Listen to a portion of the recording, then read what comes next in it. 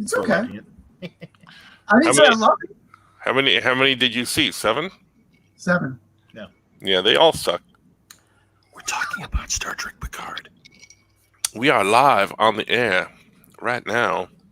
I don't know where I got the sexy Southern accent all of a sudden. I do declare. I do have the vapors. It sounded a little like Foghorn Leghorn to me. I say. Suddenly we're in the middle of a Tennessee Williams play. Do tell us, Beauregard, whatever happened to your dear departed wife? We are live with podcast number 7. No hats. No. This is podcast number 7. I thought this was like 203 or something. It's 202 or 3 for audio, but I understand for video it is podcast 7. So podcast number 7. It's like Marvel. Marvel has the legacy numbering and then Newark. I was about to say this is very Marvel legacy numbering. Yeah. When's the reboot come? No, what happens is this is the reboot. This is I introduced it correctly. Oh yeah, podcast live number 7. The other ones weren't live. Whatever. So there. Yeah. Here's someone that backs you up, Mikey.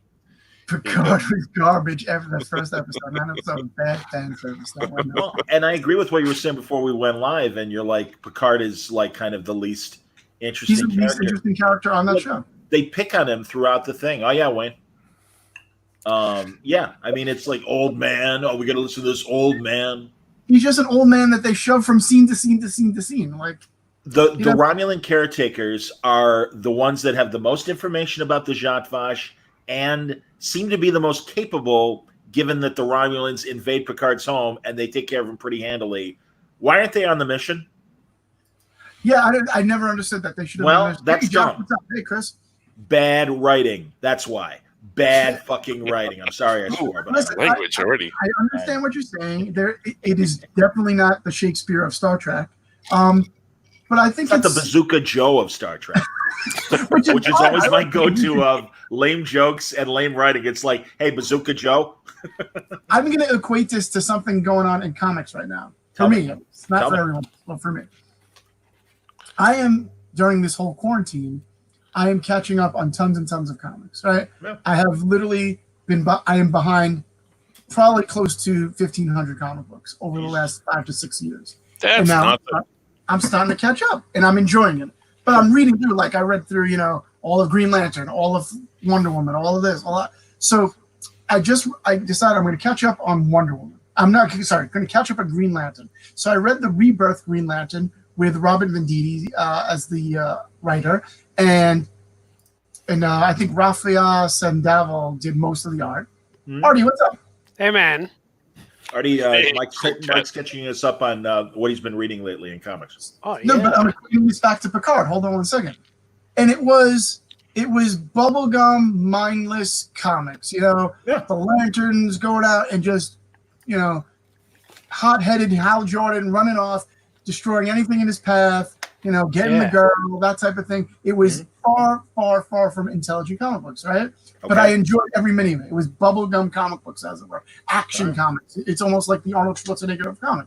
So then I get to the end of that run, and now I'm at the Grant Morrison run. And I read that all the way through. And I thoroughly did not enjoy that at all. It was too over-the-top intellectual for me. And I almost equate the reason I like Picard is because it's mindless cannon fodder of television. There's no thought in it. I could just that's not Star Trek. That's not Star Trek. Star Trek is a thinking man's show. It always was. I know, but I don't need to think right now, Johnny. Well, and I respect that too. But I'm not saying. I'm just saying. Because you don't need to think doesn't mean the rest of us can't think. I'm not really worried about the rest of it. That's not dinner. I agree with Mark Leferrier. I would like to see a French smuggling Picard. Yes. Oh, another thing. All right, we're at Space Vegas and we're supposed to be smugglers, so we have to act really obvious because that's what smugglers do. No, wrong. No, you know what smugglers do? They're very covert with what they do. Dumb. I'm sorry, Jack. Once again, bad writing. Jack Chuse. Smugglers carry watches up their butts. That's true. Really? There was some great fan service moments, wasn't there? Just ask Christopher Walken. Sure there were.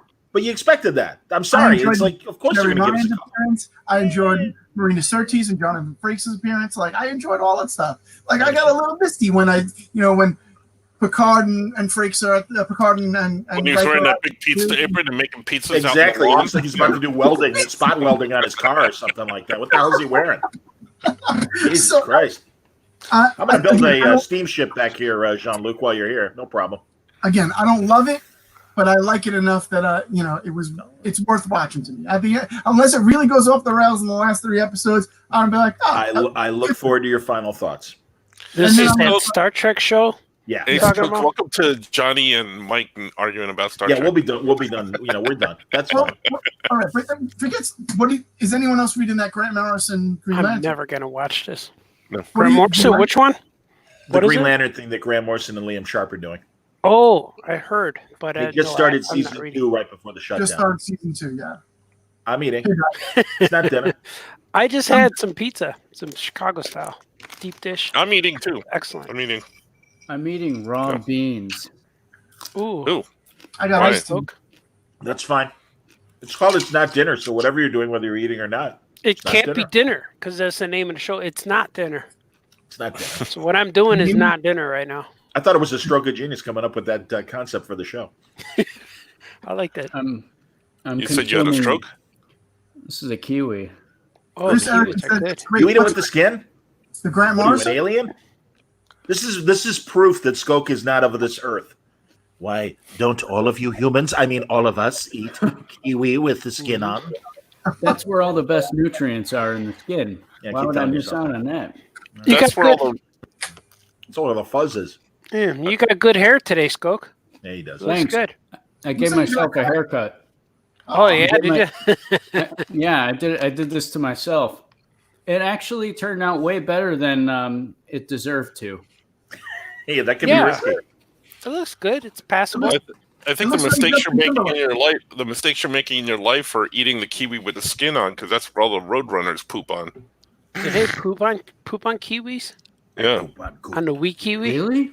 yeah, they poop on kiwis. Well, you got to wash it real good. There you go. You have to So- quarantine it. I didn't know. I was not aware of He's got a that. fistful of I kiwi. don't Mark. think I I hope knew that's that good shows enough. that there's poop on kiwi. I didn't know that was a thing.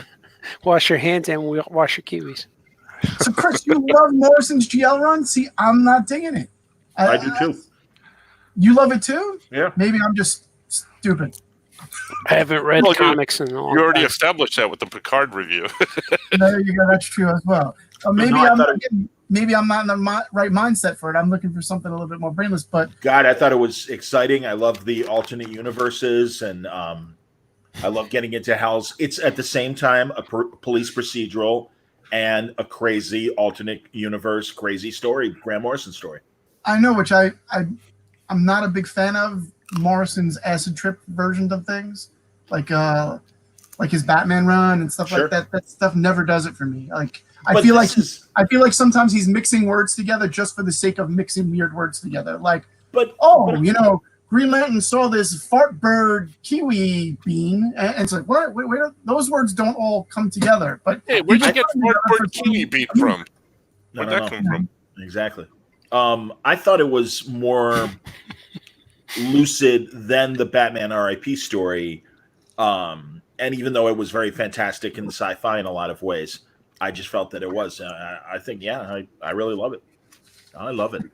Last time I saw Morrison, I said, "Hey, we'll always have Bacow," and he said, "No, that was you. You have Bacow. I just read your thing." He was awesome.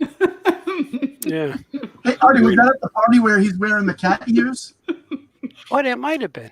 Was that it? I think it was. We were at the DC party and he was wearing the cat ears. It was very Oh, funny. that was after. I said that to him at a one of those master class. He was doing a master class, and he said a lot of cool stuff. And that's what I said. We always have Bacow. The last But I time I brought it saw up Grant again, right? Morrison, last time I saw Grant Morrison, he was wearing a blue pinstripe suit with white pinstripes. Always It was awesome. beautifully dressed. Yes. And I was dressed up, like at a show, so I had the vest and the tie on, and I felt underdressed. I'm never something. You finish the sentence. I'm not a fan of Van Morrison, so I haven't read it. Jackie Chewy, there he is. And what's ironic is I love Morrison's Clouds book. I love that book Which because book? it's the Morrison's take on Santa Claus. It's Oh, called Klaus. Yeah. Well, it's Claus, Santa Claus, All right, easy. right? Santos. They should make one with the Mexican wrestler called Santos Claus. I love Some Santo. I love I would all do the that Santo one. movies. Santos. And they made the Mystery Science Theater where they riffed on Santo versus the Vampire volcano. Women or whatever. Oh yeah. Those movies are fantastic. Did you guys ever see that Batwoman movie? The Mexican Batwoman movie? Yes, I have. Oh no! She The would Wild fight World of crime in a Batwoman? bikini and high Yeah. heels and a Batman mask in Yeah. a cape. Oh, I yeah. think we just found our next Oh Yeah review movie. Yeah, I'm that'd already be cool. a fan. Yeah, you should watch that one. That'd be Yeah, good. not good. Not good. It's called the Batwoman. Yeah, Wild World of Batwoman. Mhm. There's some. Me and Lori actually really love it. There's some. There was some 70 Brazilian like variety show that had like DC superheroes and a couple of Marvel superheroes in it. Have you ever seen that video? Yep, And it's like on YouTube. Superman, and it's Oh, me and Lori have watched it like 100 times. Like if we're having a bad day, I'll just be like, hold on, let me bring that up. And is that the one where Bozo Circus introduced the superheroes dancing? Yeah, that was cool. Yeah. I retweet and repost that now and then. Every 3 or 4 years, I find So that and put fun. it back up. Yep. I'm trying to make it trend. So Mhm. that was an actual band. Like Lori did the research on it. That was an actual band. They actually took that show on the road. Really, In the superhero band? The Superman. late 70s, early 80s, apparently. Yeah. Superman. Do they still tour? I don't know. That was. Yeah, Superman. I have No never Wonder heard Woman's of it. kind of hanging low these days. Hombre Araña. I'm just saying. Oh, hi. And they I'm would a say, special guest star. hey, cutie, how are you? Hi. Welcome. You going to bed? Right, these are really dark. I can't. Welcome to the pod. You get kisses, yeah. Aw. I like on that superhero, they sing a real long song about Superman and then Batman and Spider-Man. And then after they say Batman and Robin. And the guy come out as Robin. Robin.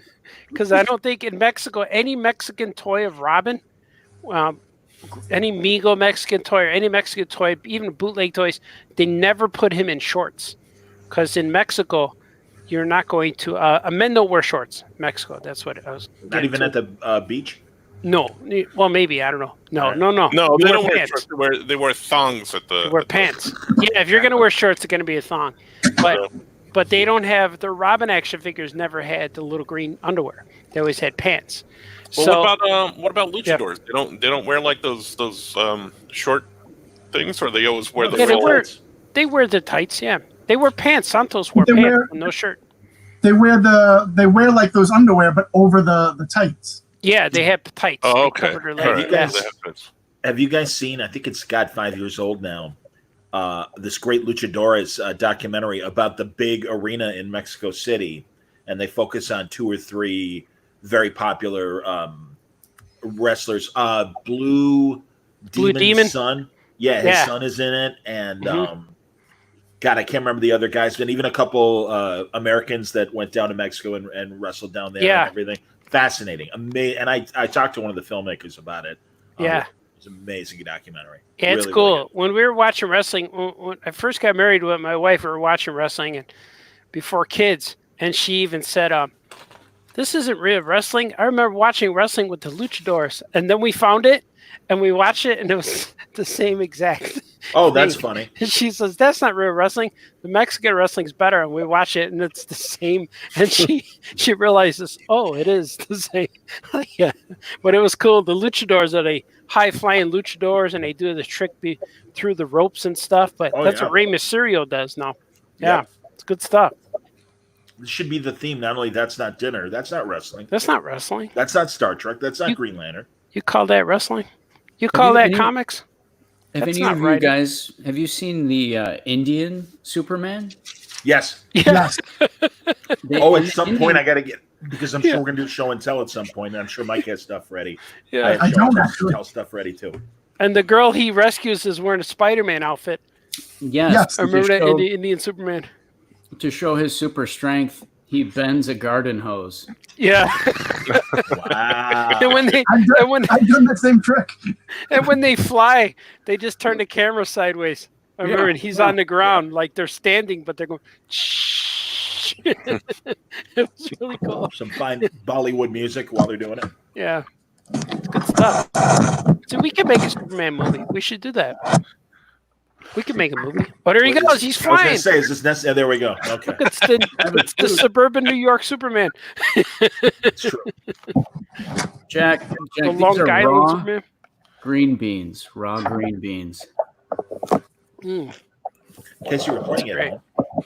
You should have came over, Skoke. Skoke, we had stuffed pizza. Oh, really? Pizza, yeah, jalapeno and pepperoni From where? from V&V Pizza. Ah, V&V local. Paisano in Bartlett, Illinois. Much like New York, and Mike, I'll give you a chance to tell me no way. Mhm. There are a million great mom and pop pizza joints in Mhm. Chicago beyond the obvious of Lou Malnati's and Giordano's and all that. Mhm. That's Now, what New this was, Yorkers can family owned. obviously tell us how wrong we are. Clearly, And I know we wanted to order from here. I like because- pizza. I personally don't. I don't like. I'm not a big fan of the deep dish pizza. Mhm. I understand. But I've never had good pizza in Chicago, at least to my standards. I understand. But I have heard, like you have said, that there was some mom and pop. I places. have. Yeah, Outside of those big shops with art, we've gone to a couple of different places, Yeah. or we had it at his house, Yeah. and it was very good. Yeah, The I'll most- take you. Mhm. Yeah. the misconception is that all we have is deep dish pizza, and it's like, No, no. We have all kinds of pizza. My dad had a place for 25 years, only sold thin crust. Mhm. And I mean, literally down the street from me, and Artie's had it. I got a place, Pete's Pizza. Yeah, that pizza, is, yep. it's fantastic thin crust pizza. And I mean, again, also New York, slightly thicker than regular thin crust, Mhm. pan, deep Mhm. dish, everything. Everything. Sicilian is in New York too. Yeah. Sure. Well, I we have wanted- places like that here. But that's Yeah. different. That's different than the deep dish in Chicago. Sicilian is a different breed altogether. Yeah, it is. I love a good Sicilian. And could Sure. today I wanted stuffed. And even when Yeah. I ordered, everyone's like, "What's stuffed pizza?" And I was like, "It's that kind that has the layer of crust and cheese on top too." Yep. And they're like, "We haven't had that in a long time." I said, "Yeah, I'm getting it today." So it was cool, man. I had a I good like it. time. I could only eat one slice. Back in the old days, I could eat two, 3 slices, but I did one. I was gonna eat one on the That's Not Dinner pod, I respect that. but because I have a little table here, I had set up with a tablecloth on it, ready to go. But I'm like, nah, all right, we're not gonna eat. I'm not gonna, because then I'm gonna be done, and you're gonna see my empty plate, and I'm gonna have to shuffle my camera. Jack, So I'm like, all right, Jack mentioned Connie's Pizza. I'm not Yeah. kidding. Tommy Lasorda's favorite Chicago pizza. Connie's yeah, Pizza. you have to go to the one in Bridgeport though. That's Outstanding you gotta one. Absolutely. Yeah, you have to go to one that started it all. And you got to trust Lasorda because back in the day he was a big fat guy, so he Yeah. Right. he do pizza. But Oh, thing with absolutely. Connie's Pizzas, they sell it like McCormick Place has it, and the ballpark has it. So that's not. They've franchised it. Yeah, Yeah. it's good, but it's not. What Well, go but into then- the place is Now, where you now wanna how go. can you It's not say pizza. how can you say that and still support Harold's that has literally like 50 stores all over the place? I don't know. It's not. It's not in ballparks though. It still has their own run restaurants. I don't know. All right. It's good though. But Connie's Pizza though, I don't know any other restaurants besides the one in Bridgeport. I'm not sure if there's any others. Oh, Isn't there Connie are. also, near McCormick Place? Isn't there a Connie? There's Harold's at McCormick. There's Connie's in McCormick Place. There's Oh, Connie's in Pizza. McCormick Place. Oh, Yeah. that's right. Yeah, you're right. That pizza's almost killed me a number of times. Not that. Yeah, it's Heartburn City. And Yeah. you can buy frozen Connie's pizza too. I mean, in Yeah. the grocery store. and But if stuff, you're so. gonna go for the real one, go to the one in Bridgeport I'm on with Archer Avenue, Yep. and that's it. Just go there, and then Right. don't have Connie's anywhere else. After a fine day at the Mm-hmm. Sox Park ballpark, why not stop at Connie's Pizza, everybody? Mhm. I know I took my out of friends, All right, out of once town again, friends once. Megan, enough with the Clevelands. Enough with the Clevelands. Get it. Then Turn I it just off. drive you crazy for a second. Turn because I it know- off. Dumbass. I like it. That's It's not like right. it's like you're being interrogated. I can't see it. All right, with I'll the talk. but- I hit a green light. Yeah, I know. I took my out of town friends from Florida. They were hungry. I took them to Al's Beef, and until this day, they still talk about that experience. And that was like 18 Al's years is ago. great. Al's is So fantastic. when you going to take us back to Al's Beef? And if you want a beef sandwich that will change your life, that's another one. And that's the one where the franchises are still just as good as Yes. the original. Yep. Well, they keep the same recipe. Yeah, I there's gotta one tell you, downtown though, on Ohio Street too. my What's that? hands down favorite place in Chicago has got to be Rick and Benny's. I love their breaded steak sandwiches. My And God, when yeah. Oh my God. whenever I yeah. come there, I always request, when are we going to Yeah. get it? Because there's got to be at some point in the week or the weekend that we have to get it. It's And a very- they franchised out too. But I didn't know those that. stores, they closed because they weren't as good as the one on 26th Street in Oh, Bridgeport, because they can never it was never like that. And interesting. I was friends with I used to work with the grandson of Rick and Benny's, and I didn't know it until later. I went to Rick and Benny's, he was working there, and he told me, it's like, hey, aren't you the guy who used to work there with me? And he said, yeah, aren't you the cartoonist guy who quit that job? I'm like, yeah. And so he told me he was the grandson of Rick and Benny's, and the reason why the franchise is closed was because they didn't follow the recipe. They didn't follow as close to what the grandfather invented or created. Yep. And they eventually, people would try it and said it's not as good as the one in Bridgeport. So Right. they stopped going. And now the one in Bridgeport, they expanded since they opened, of course, years and years. But now they're a full-fledged restaurant. It's the safest place in Chicago because all the cops are there. And man, they could give you a sandwich as big as your head and your friend's head. And it's like your friend and his newborn baby. That's how much food you get. But it's so good, man. I take my guys there all the time. I remember Franco flew in. He was coming to Chicago one time. And it wasn't for a convention. It was just to come to hang out. And I was going to take him to a Sox game. So I told him, okay, don't eat breakfast. And he's like, why? I said, because you're going to leave your house and then you're going to get on the plane and then you're going to fly to my house. I'm going to pick you up from the airport and take you right to Rick and Benny's. We're not going to have time to stop at my house because we have to go to Rick and Benny's. Then we're going to go watch the White Sox. And so he said, okay, but why don't you want me to eat? I said, because if you eat in the morning, you're going to have to poop at the airport. I don't want you to poop at the airport. So you got to be empty. Get all that out. So then if you eat at the airport, then you're going to have to poop at the Sox game. You don't want to poop at the ballpark. And he went, okay. I said, so show up to Rick and Benny's starving. Like you have no more fluids in you and you need to refuel. And that's what we did. And all of that was good. sage advice. And I was worried because coming from a big fat guy like me, missing breakfast is a big deal. yeah. So But you don't want to poop at the airport. You don't want to poop at Rick and Benny's. You don't want to poop at the ballpark. Wait like 18 hours till we get to my house. Then you can poo there. That's my favorite baseball beat writer book. You don't want to poop at the ballpark. Yeah. By that's Mike true. Lupica. I No, like you that don't my want- favorite word of the podcast has become poop today. It's not poop. Or feces. Feces is good too. No, it's Somebody poop. someone just commented how excited I got. I didn't read the whole thing. But yeah, I'm good. All right, I got my fill. No, you weren't a good jag there. I like that. Because I didn't do my morning shows this week because I've been goofed up vampire style with deadlines. I'm So sorry. Your show? yeah, my morning shows. My show. Yeah, I don't stream. I don't do live streams. I do shows.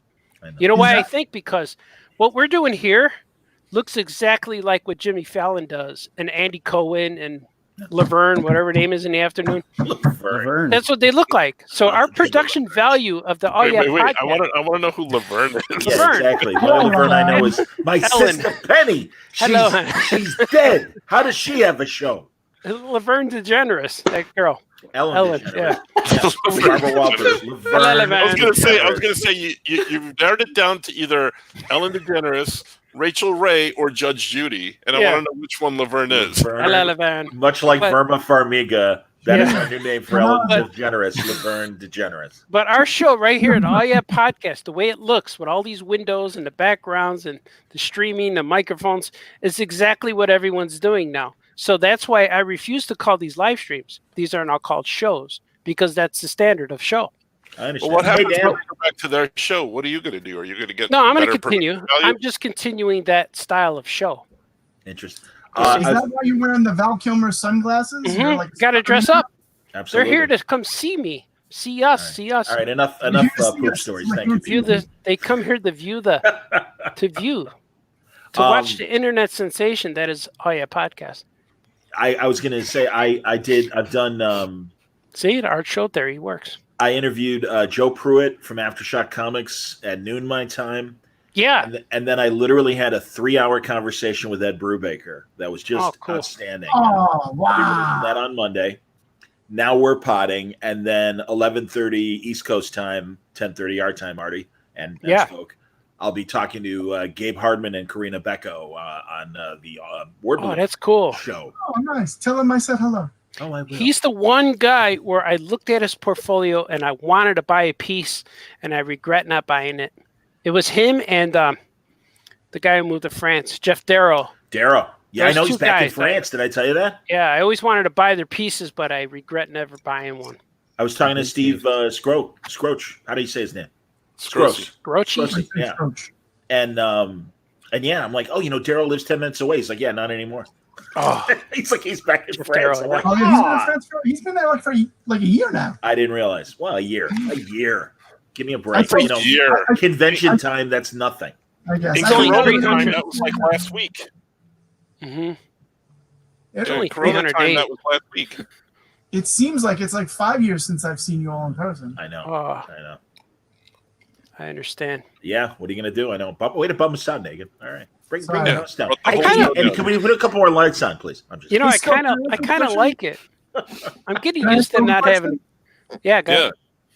Skoke, how is my DJ Jazzy Jeff air freshener? Are you holding on that for me? I'm keeping it warm for you. You're good. Hold on to that for me. between You his know how much legs. I want It fits sideways. it. You know how much I love it.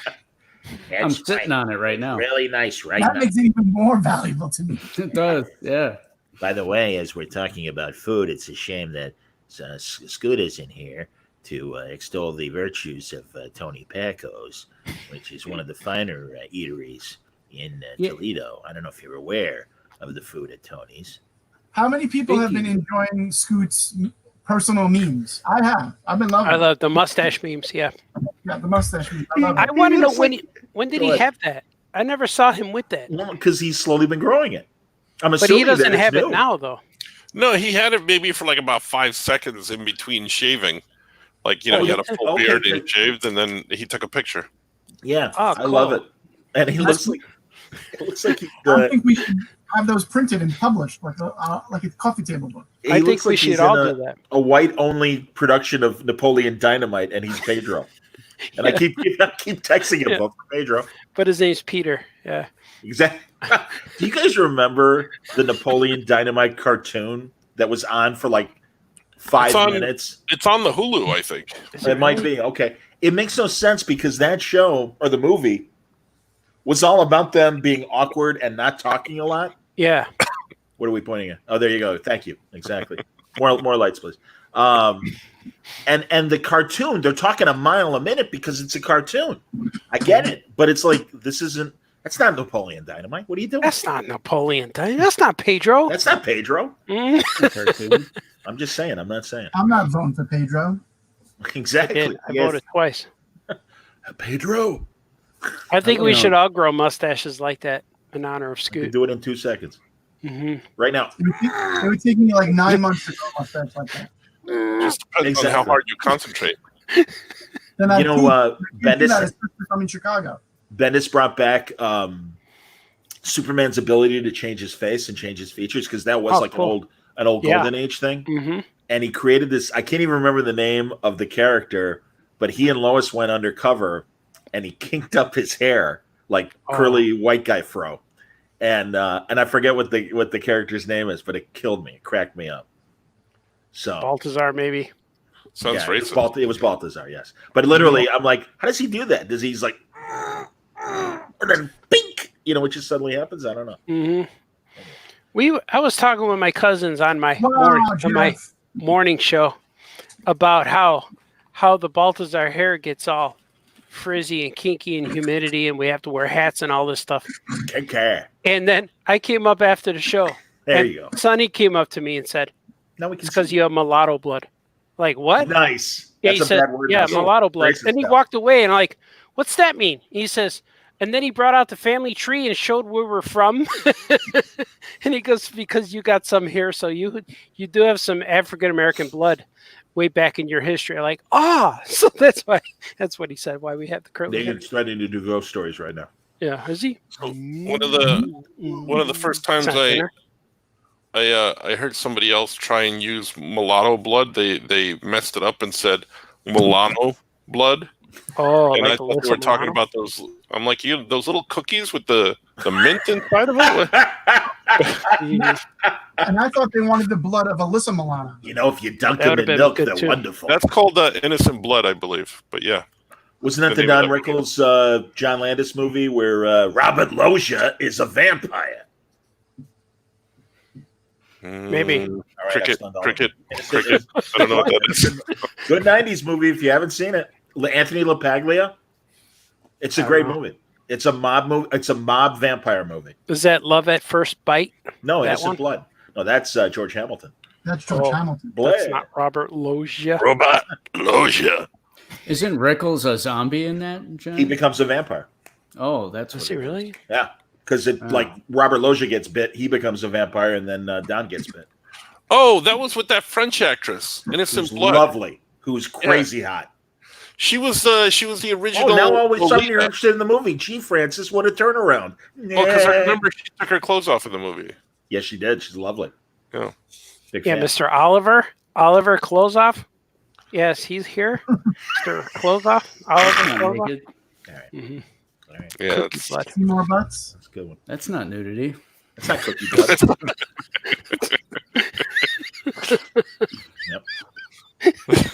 Yep. You know, Johnny, you mentioned the illustrious Jamie Farr earlier. It made me think of a post that one of our listeners tagged us on. It was an Instagram post.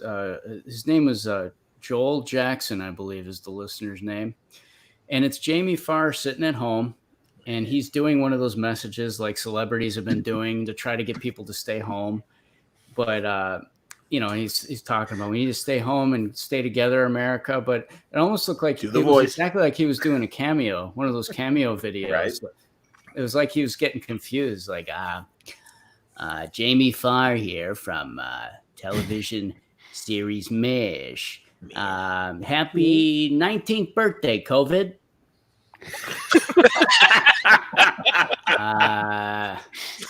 He must be Croatian, COVID. Yeah, you can boy. find it. It's out there, and they posted it on. Did he really do Instagram. that? Happy 19th. Yeah, like COVID? no. I'm just That would saying. be Like, fantastic. Where am I? Yeah. What? what are we doing? Attention, It's all on the- personnel. Like the governor of Toledo, or governor of Toledo. Governor of Toledo. I wish that would actually exist. I believe that's Jamie Farr. Go on. I thought he was the Prince of Toledo. Yes. But they put it like on their official Toledo government Instagram thing, but they put it sideways. So he's like this going, hey. I'm flying right Stay now, like that home, Indian Rome. Superman movie. I'm going to bend a hose. Jamie, hi. Feats of strength. I get my strength from Pacos the way Popeye gets it from spinach. So, that's lovely. So He's a hero, American hero. He's Yes, an icon. yeah. He's an icon. A treasure. he's a good, fun-loving He family was, man. he was a women's golf icon until the LPGA tried to throw him away. Hey, all I've I think done at is this support point- you. I think at this point, I just have to fund a cameo of him introducing the podcast for us. Ladies and Ooh, gentlemen, we should. welcome. Seriously, we could all chip in. That's How much does it cost? I think it's A like mere $100. Right? $500. Really? my price is going up now. I'm gonna It's, look it up right now. Not good for $20 at least. I think it's like around $100 or $110. That's not bad. We could. Each one is priced different. Jamie Farr does do a cameo. I'm checking the price right now. Hold on. He's got Oh it. no! Oh yeah, Mike. It's One of the $100. Book now for $100. there you go. I'm in. I was gonna $20. say, what's that? I'm in for $20. There you go. I mean, honestly, I'd throw Mm-hmm. in 20 to make him do that. That's a great idea. So everybody's in for $20. Mike, Yeah. you throw in 20 for me, so I don't have to throw in money. Nice. I just want to I'll throw for in you. Skokes $20 to pay for my DJ Jazzy Jeff air freshener. Which Oh, is warming right now in his pants. it's as we sideways right now, like this. speak. It makes it smell better, Johnny. It activates the scent. It makes Yeah, it everything smell better. It I can does. appreciate that. Mhm. He's got Parts in on 5-star review, by the way. 5-star review on Cameo. 67 reviews, 5 stars. Oh my On God! his voice? We were watching him, Mike, before one of the episodes you weren't on, and oh my God, we were enjoying him as you know. I mean, I'll let Skoke give us a rendition of the cameo we watched.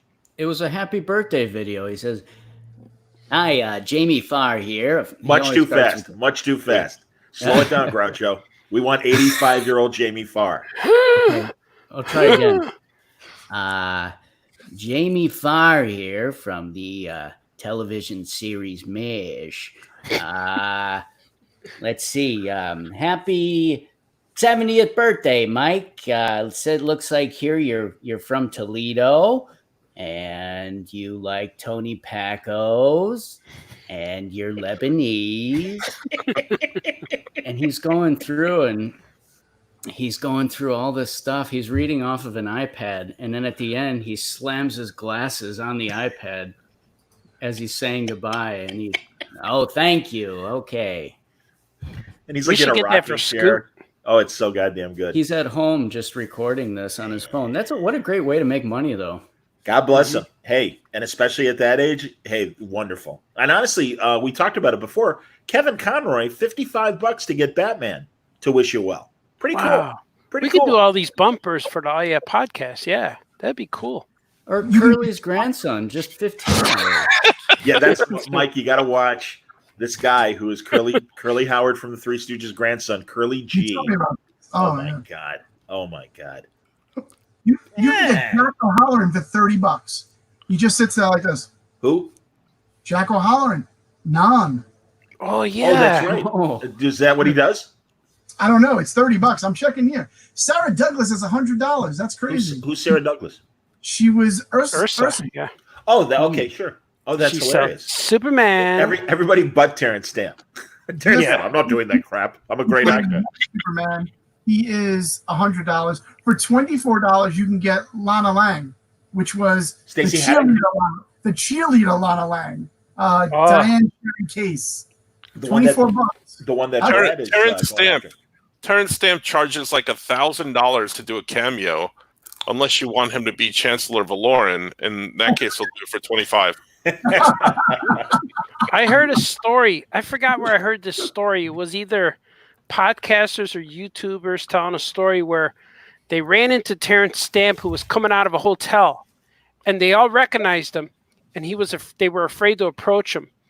And he noticed that they recognized him, and he looked at them, stared at them, and waved his hand, "Come close." And they all came down, and then he just did with his hand like this, and they kneeled. He goes, "Kneel before Zod," and he walked away. And he said that, I forgot who said that, but it was on a podcast. It was a video or something I watched, and I thought that was cool. And if he embraced it, he's the that would have original. been awesome. You can get Val Kilmer for $150. That'd be worth it. Wow, because I know he's got his throat issue. That's pretty amazing. Yeah, Can we get Bill Cosby? Does he hold up signs? I mean, seriously. I'd like to get Cosby or Matthew McConaughey to wish me happy birthday. Hey, it's the Aya Podcast. Happy birthday, happy 200th episode to the Aya Podcast from your old pal Bill. Hey, everybody loves Bill, right? I wonder if Donald Trump would chime in from the upper right hand corner and tell me. Trump is on there. Listen. I understand it's your birthday. Personally, I don't care. But you paid $100, so here I am. And you're probably a Democrat. You probably hate me. I hate you also. And your state's not getting any money for COVID because. I'm going to get Evan Goria for you. I love her. That's pretty cool. Good choice. Man. I'm a big He's fan. $60. It's Carolina in the city. Eva Longoria's only stole the virtue. Eva Longoria's only $60. Wow. How about Carolina in the city? Is she on there? Before Skoke does Matthew McConaughey cameo, do you want to hear Evan Evagoria? He's the guy or who should I mute my microphone? the I'm thinking Romulan. it might be as musical the one who protects as Picard on Picard.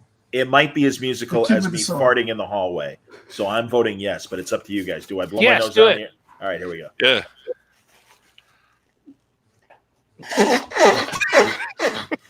See?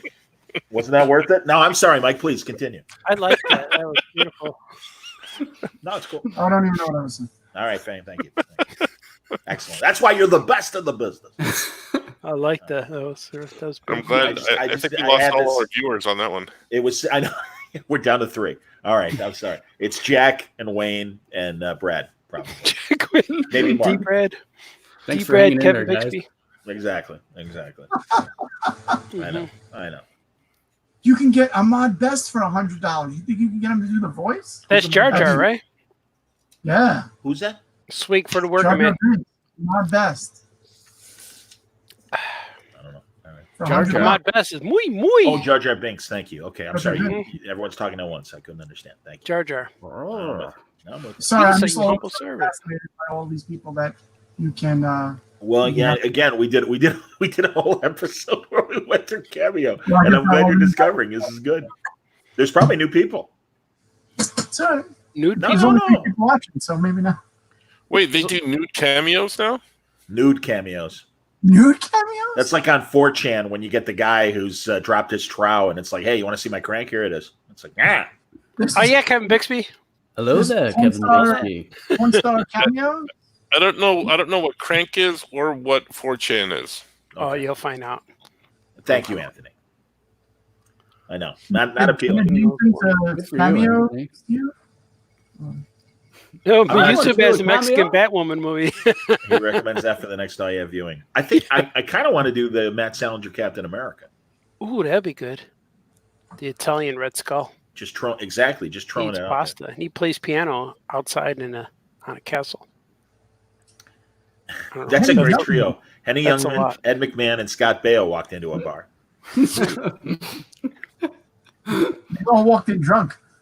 Did you? I know Henny Youngman while he was alive. Like there was a great story where he was doing an appearance in a hotel in one ballroom, and there was a wedding going on, and the groomsmen like gave him $100 to go to the wedding and do like 5 minutes, and of course he's like, yeah, no problem, take my wife, please. He just started doing his shit. That's the woman. That's my wife. Mm-hmm. I liked it. That's not woman. It's not dinner. It's definitely not dinner. Mm-hmm. I don't What like else? dinner at this point. Trying to think of any adventures this week. Oh man, there's a great YouTube show, and I'm curious if the audience knows. And Mark Leferrier, who's been watching from Canada, helped me get this guy. Rick Green used to have this great Canadian television show called Prisoners of Gravity, and it looked a lot like Mystery Science Theater 3000 because he's supposedly in a satellite above the Earth, and it was on public television, and he would interview science fiction authors, but also a lot of comic book people. And they literally got the last Jack Kirby video interview he ever Oh, did. yeah. Ah, Great Will Eisner interview, great Bob Kane stuff when Bob Kane was still around. Fascinating. And Mark's like, hey, would you want to talk to him? I'll put you in touch with him. I'm like, God, that's great. So that's coming up. And we did a video interview. Fascinating guy. And I feel like an idiot because he has a big comedy background in Canada as well. Do you guys remember? There was a great show called The Red Green Show. Yeah. I used to watch that. Oh, Artie, that's awesome. He was on. Yeah. He's one of the guys on that show. Me and Bob would watch that all the time. That's awesome. And he and he also was part of the sketch comedy group called The Frantics, where Dr. Demento used to play them all the time in the 80s. And I'm like, Yeah. oh my God, I know this guy. And I'm like, he was just like casually mentioning it. And I'm like, God, I only know you from Prisoners of Gravity. I didn't even recognize him from Red Green. Oh yeah. So I hope Red to have Green him was back. and weird. talk- Yeah, but a good. It's Skoke. It's very much like what's his face's Ron Swanson thing. There you go. Jeff knows. Red Green is awesome. But yeah, Oh, really? it's very much like Nick Offerman's. It's that same vibe of like manly man, but really like doesn't. Yeah, really- he's not like a much of country guy who grows stuff or something. He was Oh, almost tons like of a man. farmer. Yeah, tons of man stuff. Yeah, I mean it's very Yeah. it's faux outdoorsy and stuff, but it's really funny. Very very funny.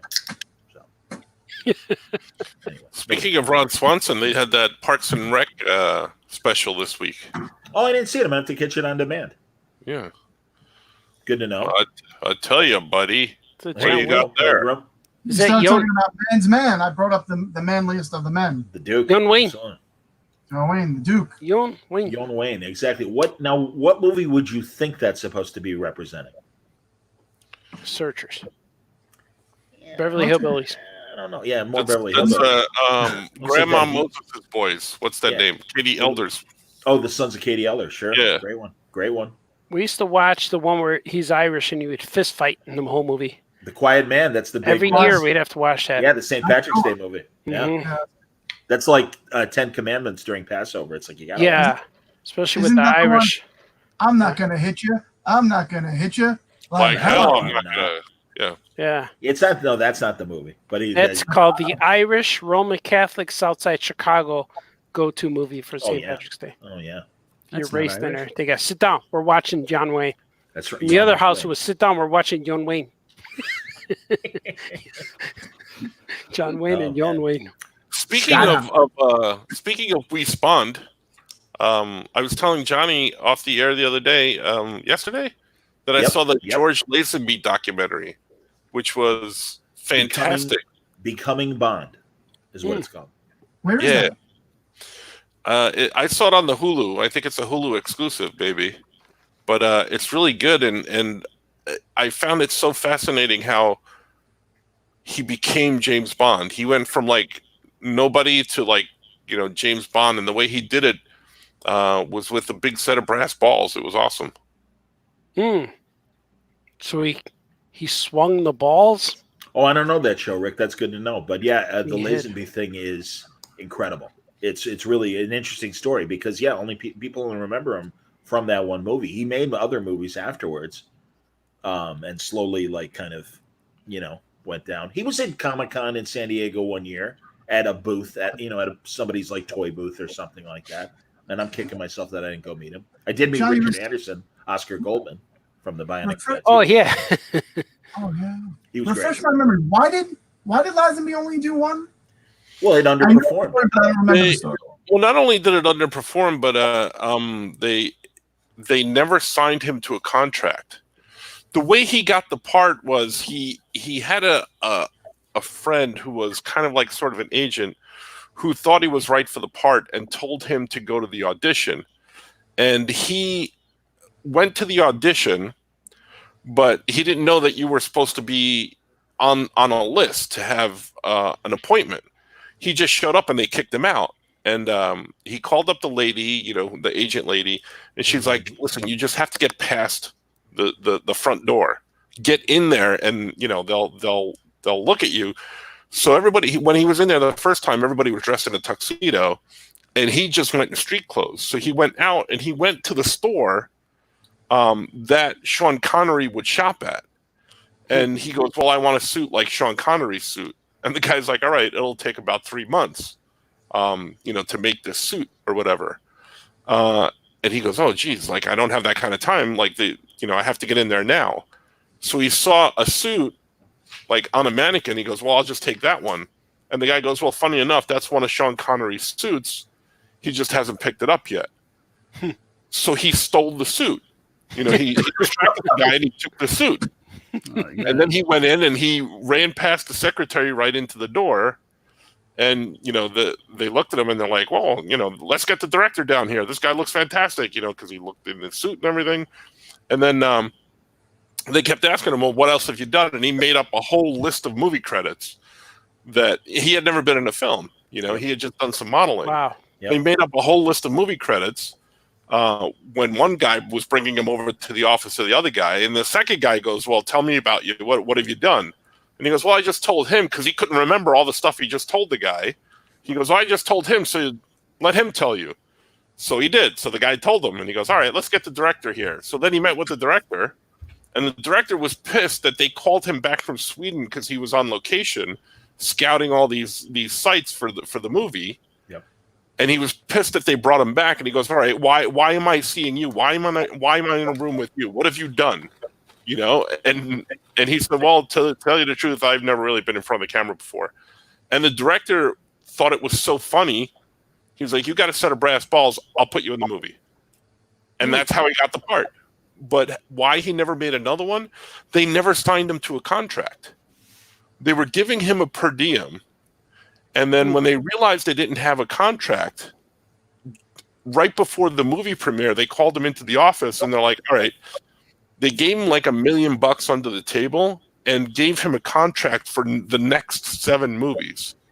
Wow. And he turned it down. He's like, "Well, no." He goes, "I think he was thinking that he could get a lot more money, and they called his bluff, and then he said he didn't want to do it. So I don't know. That part was a little sketchy for me about who to believe, one side or the other. But Was he a good Bond, this guy?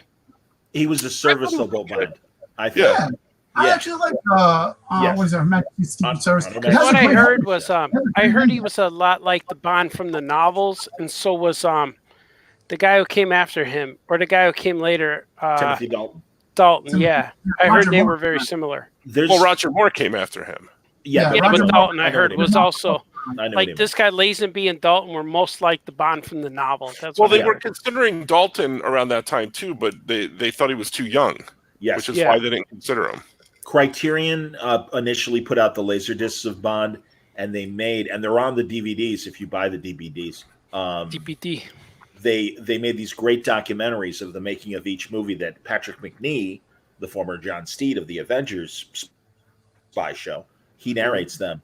And I would balance what Lazenby says in Becoming Bond to what everyone else says on Her Majesty's Secret Service.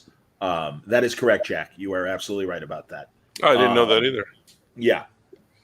But anyway, so yeah, I think somewhere in between there's the truth. I heard it was a tough production schedule because of the fact that Lazenby wasn't a good actor, or it wasn't a experienced actor. He was kind of a lot like Barbara Broccoli, one of the producer's wives who survived Cubby's death. Cubby Broccoli said that he was kind of a dick on the set and everything, and he felt he should be treated more like, hey, I'm the star and everything. And it's interesting. I mean, really, like I said, somewhere in the middle is probably the truth. But regardless, it's a great movie. I think honestly, I think it's the best Bond movie from a story standpoint. Mm. And Telly Savalas is I a don't great agree. Blofeld. And again, it has a great ending. It has a really, It is really an great amazing I ending. never saw it. I have to see it. I won't spoil. It's a great I ending. never knew he was Bond until like I was an adult, and already we were through Roger Moore, because I never liked Roger Moore because I love Connery too much. Vodka And martini, nobody could do it shaken better not than him. stirred. I still don't. I still think he's the best. Well, Sean they Connery's touched the best. upon that in the movie too, which I found fascinating because everybody wanted him to walk like Bond, sound like Bond, Yeah. because he was Australian and he pulled off a really convincing English accent. Yeah. But he was Australian; he wasn't English. And didn't it hint to Bond being married in that movie or something? Yes. It does Well, get you gotta married. watch. Yeah, it was Yeah, a why not? continuity. Watch the movie. But Yeah. the fascinating thing about him, and again, whether it's true or not, but if you watch the movie at the very beginning, where they show Bond turn and shoot, he kneels down and shoots. When he turns around, he kneels down, and the director's like, "Well, what are you doing?" He goes, "Well, I thought, it kind of felt like I should do that." And he goes, "Well, don't do it like that. Do it like Sean Connery did. Just turn and shoot."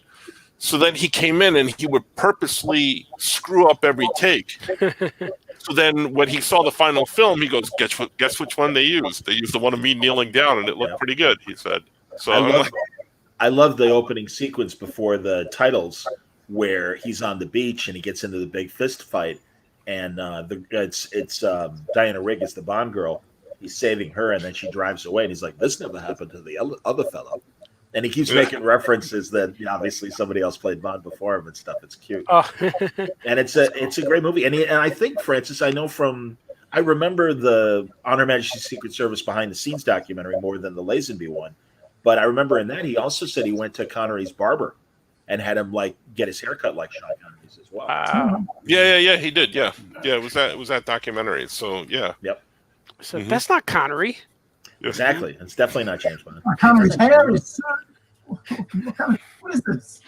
Well, it's Diana just looks also what fascinated me about the whole thing, and again, I don't know what's true and what's not true because it's really coming from him. Yeah. They talk to him a lot, but he would do things like, they would tell him to do something and he wouldn't, type thing. Like one of the things that happened was like they brought him into the Cubby's, the main producer, Cubby Broccoli's office. Yep. And he was sitting there, and he describes him sitting there with his shoes and socks off and his feet up on the table. And he told him to sit to have a seat, but the chair was like in front of the guy's feet. And he goes, "And I don't like feet." So he went around and he stood next to him looking out the window. And basically, the guy was on the phone and he kept looking at him because he was distracting him. Instead of being here, he was like right here. So just like psychological move. things like Yeah, that. like That I you and I have talked about stuff like this, Art, which is some of the stuff we've done in our career. But it's it's that kind of mentality, mind game stuff. Yep. People don't know they're doing it, but you're doing it to them. But they react and they don't know why. Right. By the way, Cubby Broccoli's family. I'm sorry, let's go.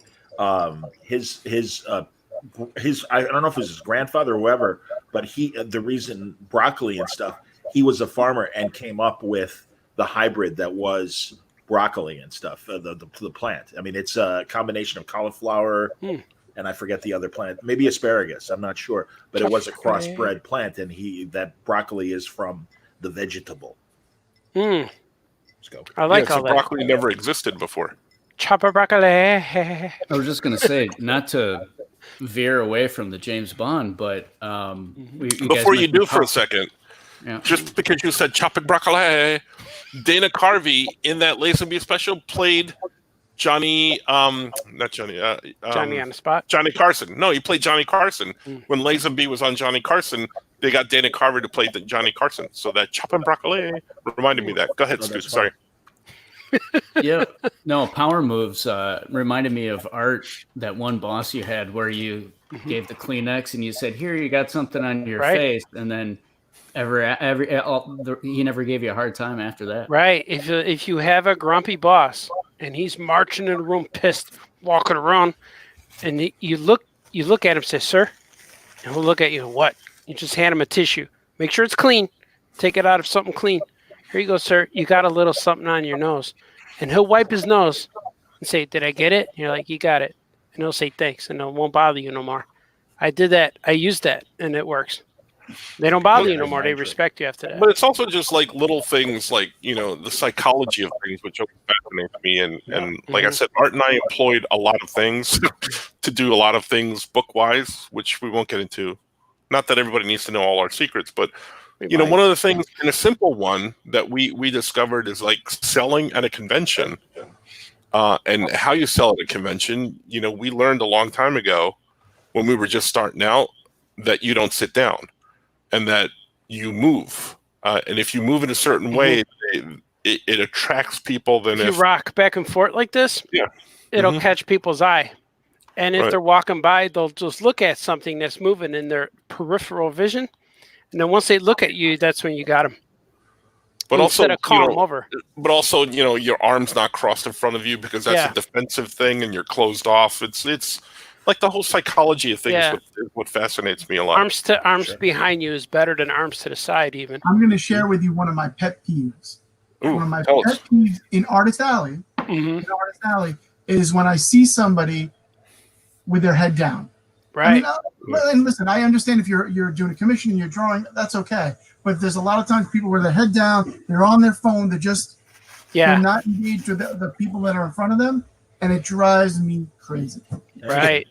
And if your girlfriend wants to go with you, and all she does behind your table is play video games or read, you got to get rid of her, because that will destroy your customers too. Nobody will want to talk to you because they don't want to bother you.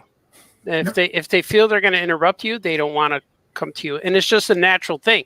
It's not being rude. It's just a natural instinct. You don't want to interrupt somebody.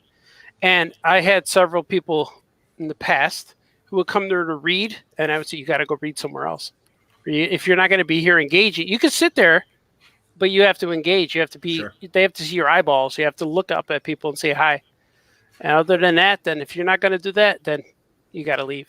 Well, the opposite of that is when I go to Artist Alley, I want to network and talk to creators, and sometimes I'll fall in a conversation and suddenly realize there are 3 people behind me with books to sign, and I immediately am, and believe it or not, being angry tips. I am like, I am so sorry. Please, forgive me. Right. We're friends, and I want to talk to my friend, but please, you guys paid money to see these people. Yeah.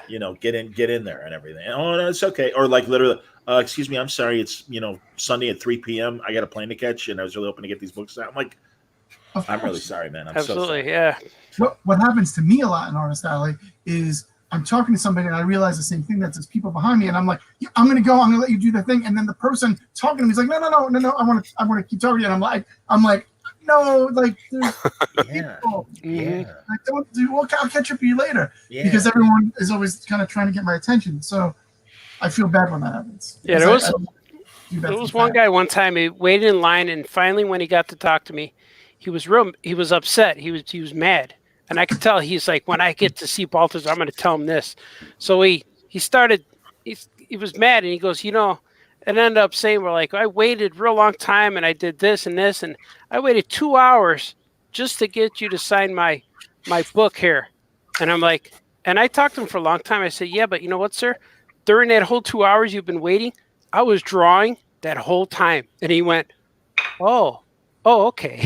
So it's like, I wasn't just making you wait. I was drawing. So it was kind of funny. He forgave me. I like it. Yeah. I'll be right You're back. learning- I'm gonna you're learning grab all my the- show and tell stuff, and I'll be right back. Yeah. You're learning all the. Does everyone else have show and tell stuff? No. I got a few things. mean, I showed can it on my morning show, but I'll show you guys. grab stuff if I had to. I like that everybody's learning all the Art and Franco selling secrets. Yeah, well, that's tips. I got Behind two the things I can scenes. show you. At least two things. Actually, Artie and Franco.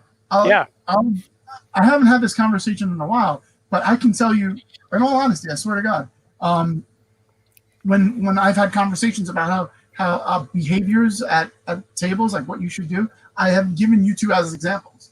Yeah, man. Particularly the thing that Franco said before about you guys standing, like Yeah. standing behind the table is very inviting to people passing by. Yeah. I Right. feel like they're engaging. And I Especially too if you stand with your hip.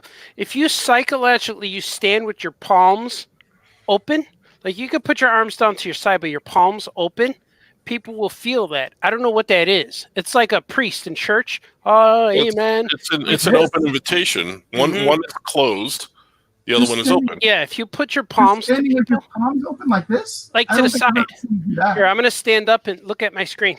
If you stand with your palm just like this, just stand to your side, but your palm like that. I just got an Art Balthazar crotch shot. Very exciting. Yeah. So you stand with your hands like that to the side, I've never noticed you guys do like that. you're commanding the water, but to your sides. People will feel that, and they won't know why they have to stop and look your direction.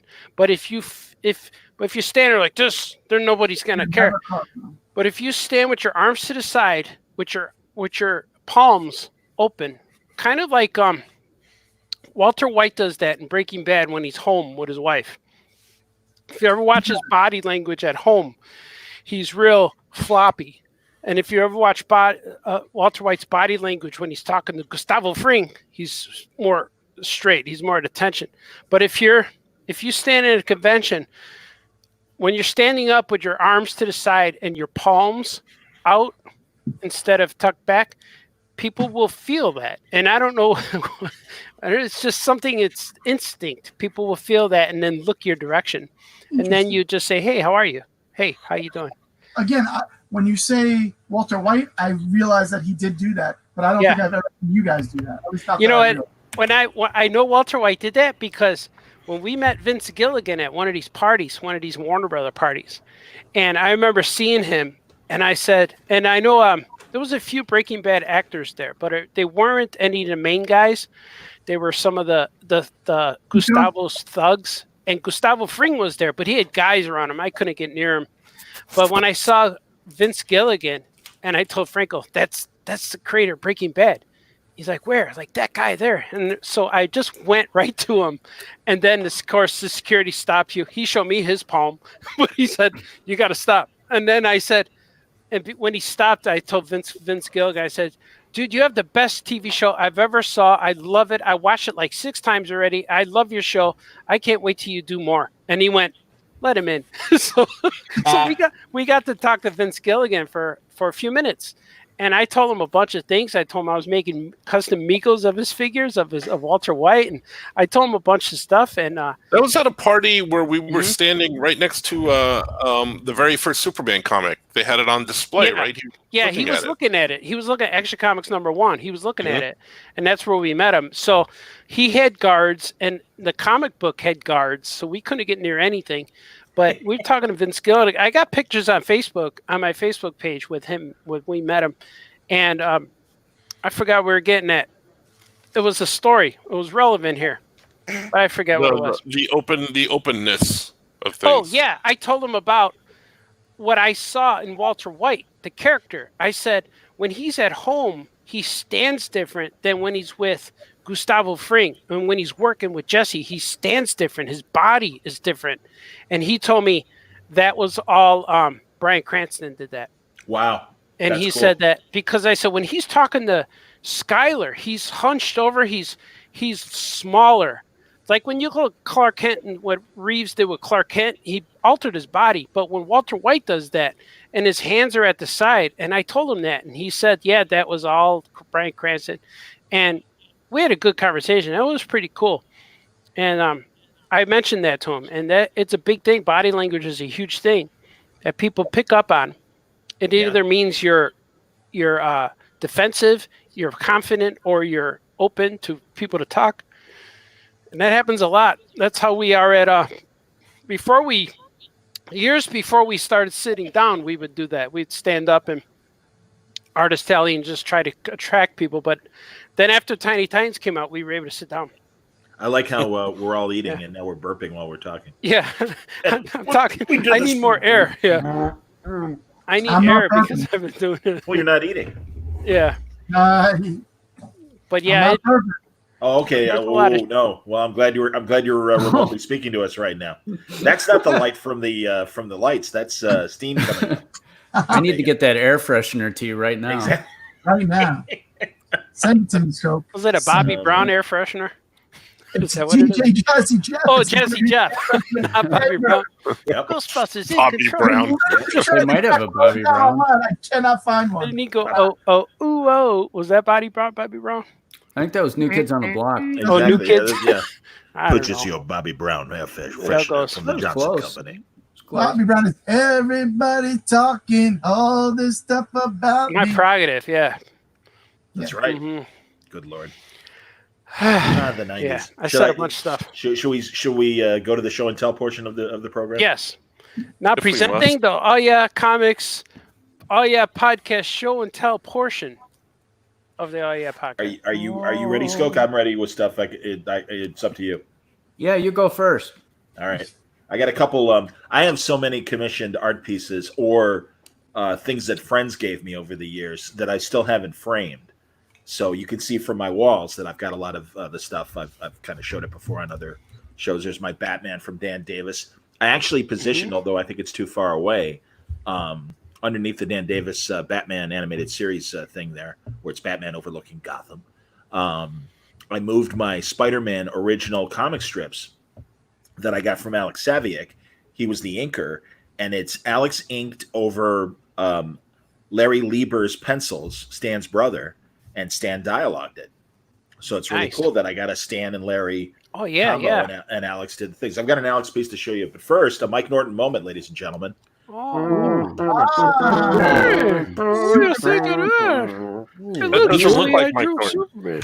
He was just That doesn't look doodling. like Mike Norton. No, he was just doodling while we were doing a live Around Comics podcast at Dark Tower Comic Store, and it's just a piece of regular cardboard. It's probably at the bottom of a diamond box or something like that. And I'm like, "Can I have that?" He's like, "Oh yeah, sure."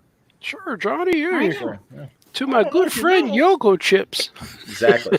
So this is like amazing that I got this. Julie, I lost that picture of Superman years ago, and I don't know where it went. I was ready to That's a sell that shadow? for $100. Is that Kaluta? It is Mike Kaluta Shadow from 2003. Nice. Wow. A small show he did, and he was so awesome. He lit. Oops. Let me put the camera back. Seymour Oh, Butts. yeah. It says. Seymour Butts, ladies and gentlemen. That's my name. I'm trying to come up with creative names. Why is this thing? Seymour Butts. I know. Hold on. Kalu, like I've that seen we Kalu can't do the see him shout out before. It's amazing. That's not He- on camera. He was great. I'm sorry, I'm having trouble seeing. Hold on 1 second. My mouse Seymour. is on. There it is. But There we So go. It's what C-plus happened fun. was Wow. he was great to everybody, and it's like, how much for a sketch? How much do you want to pay me? And I'm like, it was $100. 2003, and I'm like, is $40 an insult? Not at all. So I got this for $40. Oh, Back in cool. 2003. That's a good deal. Insane. Kalu, On the other You should have side, offered them 20. now I've got a great Norm Brayfogle piece on my wall that he did of Wow. Superman reacting to kryptonite. yeah, I remember that But one. Yeah. and then that was what I commissioned him for. And this one has, I don't think you can see it, but there were a couple of water stains on the bats, so they got a little blurry. And he's like, "Hey, I'm going to do this guy another Batman. Would you be interested in this? I'll only charge you $40." I'm like, I would love to have this piece. Yeah, that's great. Wow. That's a So good that's- piece. Full yeah, body shot of Batman. Nice Nice. piece. I'm telling you. Mhm. All right, now, and he's not here yet, but I want to compliment Scoop because I asked him to do this incredible Jay Garrick for me. Gee, Oh, Garrett. cool. Wow. And that's pretty neat. And eventually, he's I'm done gonna so say- many. Yeah. Scoot sketching, just has done so many interesting pieces for me over the years. I like Now it, this I like is it, I from my like it. buddy Doug Klauba, and it's Golden Age Batman, Yeah. Look at All the ears. pencil. Yeah. You can tell. but it's beautiful. That is. It's gorgeous. Nice. I like it. I like it. I like it. That's good. I like it. I I got like it. I like two it. more for sure. So another Batman. This is Alex Saviuk solo. Oh, Doing kind of nice. a nice classic Batman for me. You don't see him draw Batman too much. No, he really drew pretty much everybody in the DC universe. I know he's primarily known as a Spider-Man guy. Spider-Man, yeah. But yeah, and then Artie will remember Jose Luis Garcia Lopez. Oh, I love Who him. doesn't? He's the best. He's the best. He's our grandpa. He said I could call him grandpa in the photo. That's He's our awesome. He's our Um, fourth grandpa by now. Now Artie We beat me uncovered to a this. few. He did this amazing Superman over Metropolis that Artie got before I could get it. Oh, yeah, you I'm have I it. was jealous. so mad. I mean, I again, don't I love see you, that Artie. Don't get me jealous. wrong. I was just mad I that I should go get it. buy it immediately. So what I I did want to get my though, Jose Luis Garcia Lopez now. you should. This is from the DC Style Guide. It's a process page, and it's 2 flashes, a Batman, and a Superman, Wow. all on the same Wow. thing. Oh, I see that. Yeah, that's nice. It's Look at really, Superman, I mean, yeah. God, Oh. and again, I can't wait to frame it. Although I guess I'll have to wait a little longer. Show it But again. yeah. Show it again. Hold on. Show it Oh, again. thanks, buddy. Oh yeah. Jose Luis Garcia Lopez. You got the solo. So yeah, Wow. there you go. Yeah. That's Mm. really nice. Aren't those great? That's great. I'm more This is like- jealous. This is like art porn now. I like it. I I like it. know. I like it. I like it. Well, like again, it. and I was partially inspired by all the great stuff Skokes shows us all the time, the curios that he's picked up over the years, and then Mhm. also the Great the great Dan DiDio conversation that you guys had as I was sorting my comics, and I don't know why I haven't seen the video. I just sucked out the audio and I turned it into a word balloon and an All Yeah Comics podcast. But I like it. I liked it. I like it a lot. I like it. Mm-hmm. I'm done. That's some great pieces, Johnny. That's great. That's what she said. Thank you. Exactly. Ooh. And I she want to said see that. I want to see Artie's Garcia Lopez Superman. Oh, I have to go get it, but I know where it favorites. is. Mine's hanging on the wall. Hold on. I'll see if I can get it. I remember already standing at C2E2 just a couple months ago, Jack. But thank you. Because you know what? I bought when I went to see Garcia Lopez. I saw him, and when I went to him, I was amazed because he's one of my all-time heroes. Yeah. And No, And- check it, bud. and I was telling him that I work on Super Pet books, and when I was doing the style guide for Super Pets, they sent me his style guide to draw Wow. superheroes to draw. Here's what they look like, they said, and it was his style guide that they sent me. And what he said to me, he goes, "You did the style guide for Super Pets?" I go, "Yes." And he went, "Just me and you. We're the only ones they need." I'm like, "Oh my god!" And he said that to me, and I said, "Can I take a photo with you, sir?" And he says, "Yes." And then in the photo, I looked at it, and I said, "What you think?" He goes, "Looks good." I said, "I'm going to tell my kids that you're their grandfather. Is that okay?" And he went, "Absolutely." So he's now their 4th grandpa. But then when I went through his portfolio and I was going to buy a piece, and I chose one and walked away, and I'm thinking, all your life you're taught by your parents. You're said, "Okay, pick one out and let's go." You get one, your brother gets one, and let's go. So as I'm walking away, I'm like, wait a minute, I only picked one. I'm an adult now. I could go back and buy 2. So I went and bought 2 pieces from him, And that was my experience. Sir, I need another one. He goes, oh, okay. So I bought 2 pieces. And I'm going to go get those for you. I tried to take mine off the wall, but I couldn't. So I took a I'm picture going to. instead. You're going to see my paintings, my beautiful paintings. So here's mine. I've seen yours. It's spectacular. Ooh. That's great, man. Yeah. Wow. Let's take a picture of it. Sorry. Yeah. And then hold on. There's another one. There's another one. No, you don't have to rush. It's all right. It's a Mike Norton moment. Ooh. Seriously, that run of you and Artie and Mike drawing Shazam is so good. Those stories are great. Mike's art is fantastic. And thank you. It should be in a trade. If it's not already collected in a trade, it certainly should. Yeah, it's not. That's Unfortunately, stupid. I'm saying it. That's stupid, DC. Get off your ass. when I wanted an original piece, and I talked to Mike, and I said, "Can I buy? I want to buy one of the covers." And he goes, "Well, that's going to be a problem." And I'm like, "Oh, shit. Like, does he not want me to have it?" He goes, "Well, I don't draw on paper anymore. I do it all digitally, but I have these things that I do my roughs on." I'm like, "Well, that's the rough of the cover. How much is that?"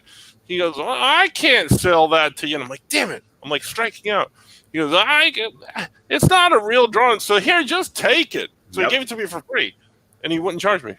He used to have breakdown pages on his table for like $5, and they're fantastic because they're very well rendered. I one time coming back, I believe it was from San Diego. It was me, him, and Talking, Seeley. I can hear you. I'm going to take one more picture. Sure, me, him, and Seeley on the plane. They were in a different row, but Mike was hunched over drawing Shazam on his Cintiq. And I got up a couple times. And, "Yeah, you want to take a look? Here it is." So it was great. It was great. Now he was like the first regular artist that I knew that was drawing on a Cintiq rather than the other stuff. What do you got, Artie? Hello. We're Hello. back. In case you just Are we joined back? us, Artie's back. Yes. Upon looking for my Jose Luis Garcia Lopez drawings, Yes, sir. I found a few other things. I like it. I'm going to let Franco get back so he I was can going to see. say when Franco comes back, I let dropped all him of them. let him solo you like he did me, so people can see the art Oh, better. cool. I have a Yeah, few hold on. I want to things. show a couple more things. Yeah. Hold on, one more thing. Yeah, you go show. This is the other piece I got. Solo yourself, Francis, so that we Yeah. Oh, yeah. Oh, sorry. I thought I Surreal. did. There you Solo go. yourself. if you will. Han Solo yourself.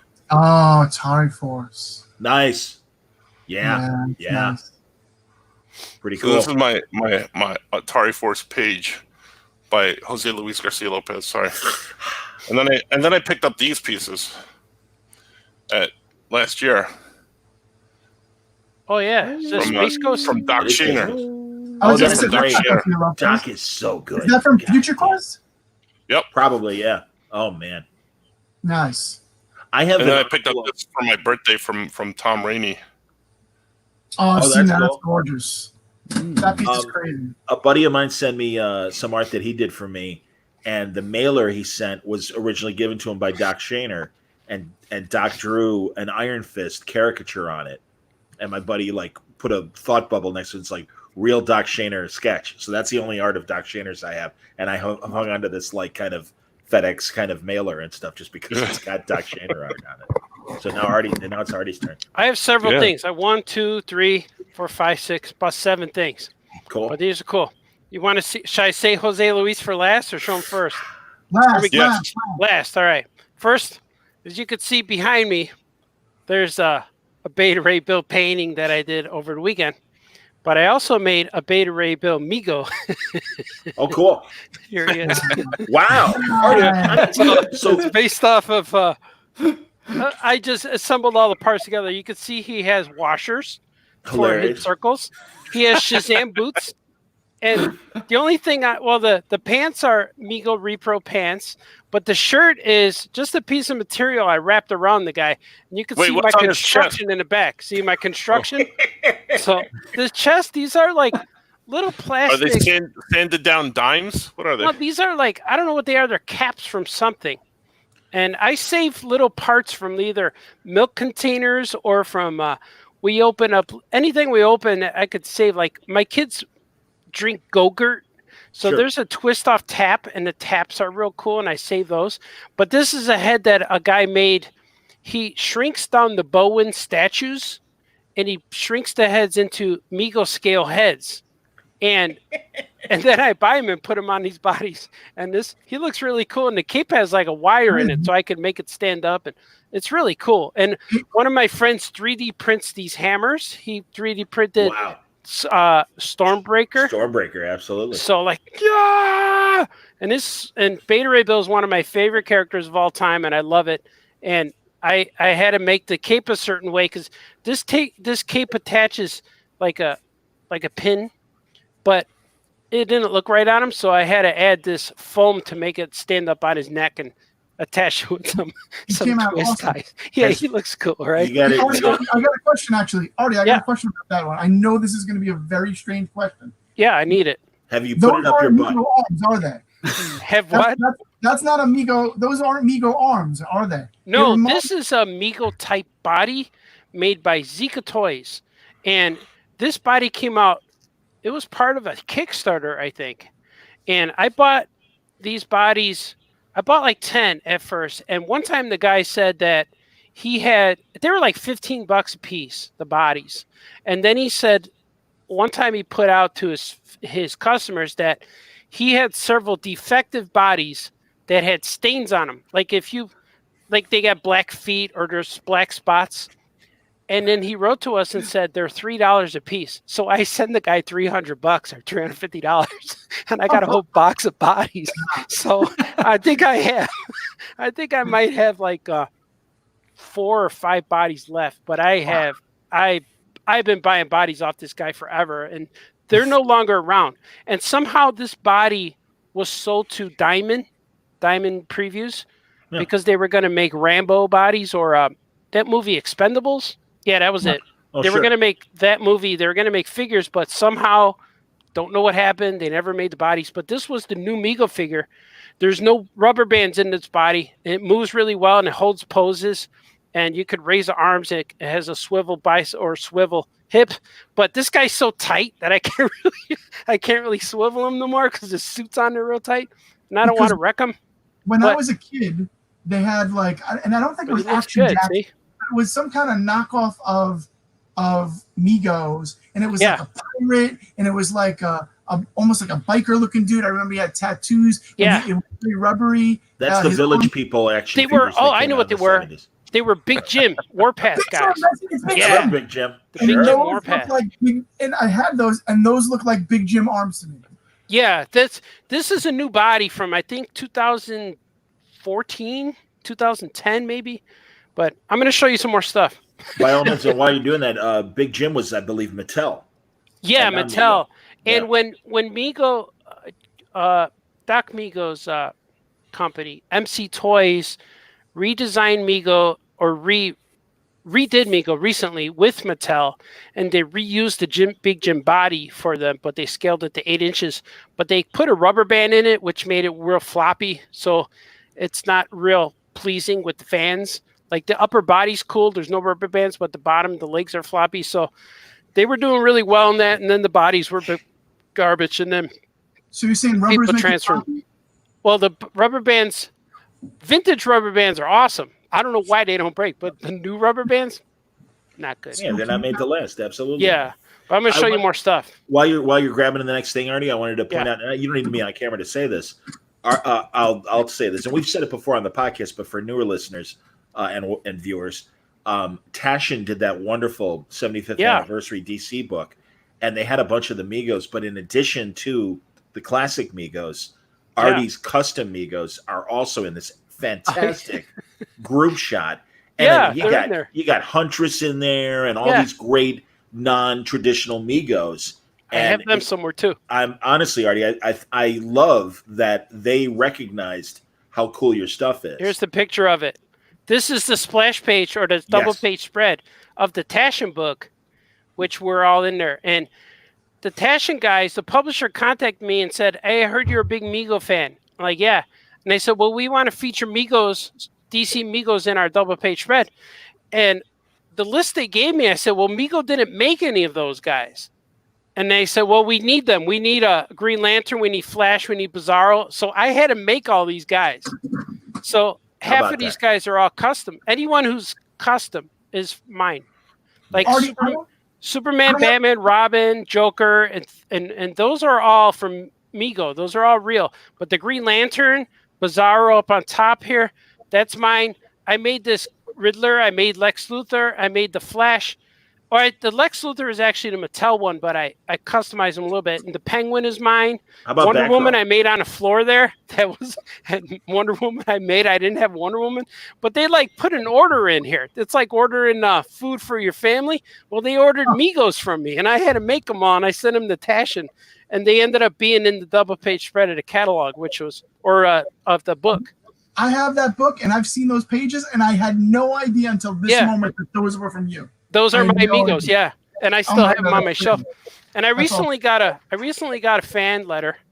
This is a fan letter with Action Cat and Adventure Bug finding Bigfoot. So if here's Bigfoot right here.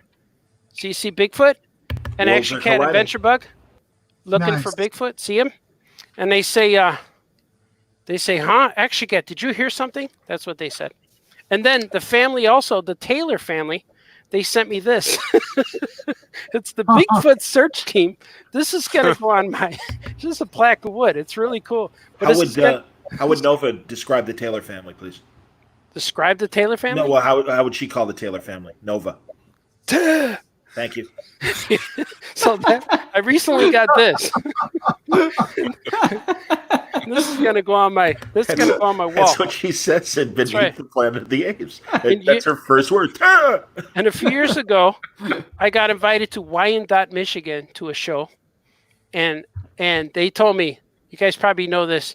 They said, well, it's a wrestling. It was like a wrestling show. They had a wrestling match after and a comic show. And they said, well, we're going to pick you up in the van every day and take you to the show. I'm like, okay. And they said, but you're going to be with Ricky the Dragon Steamboat. I'm like, okay. Wow. And then I said, so I get to meet him? They go, yeah.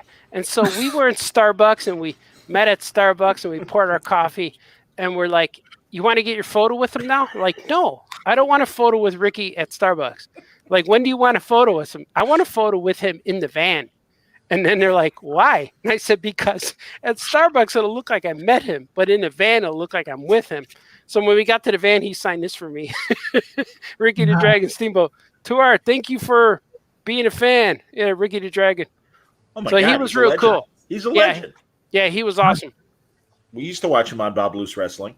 And then This Saturday at the Amphitheater, Ricky the Steamboat Dragon, or the Dragon Steamboat, whatever the hell his name was. And then years ago in Cincinnati, I met the photographer for the vintage Mego or vintage Star Wars toys.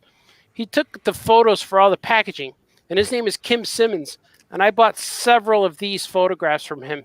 These are photographs, vintage photographs that he took of the toys. So this is Chewbacca. Yeah.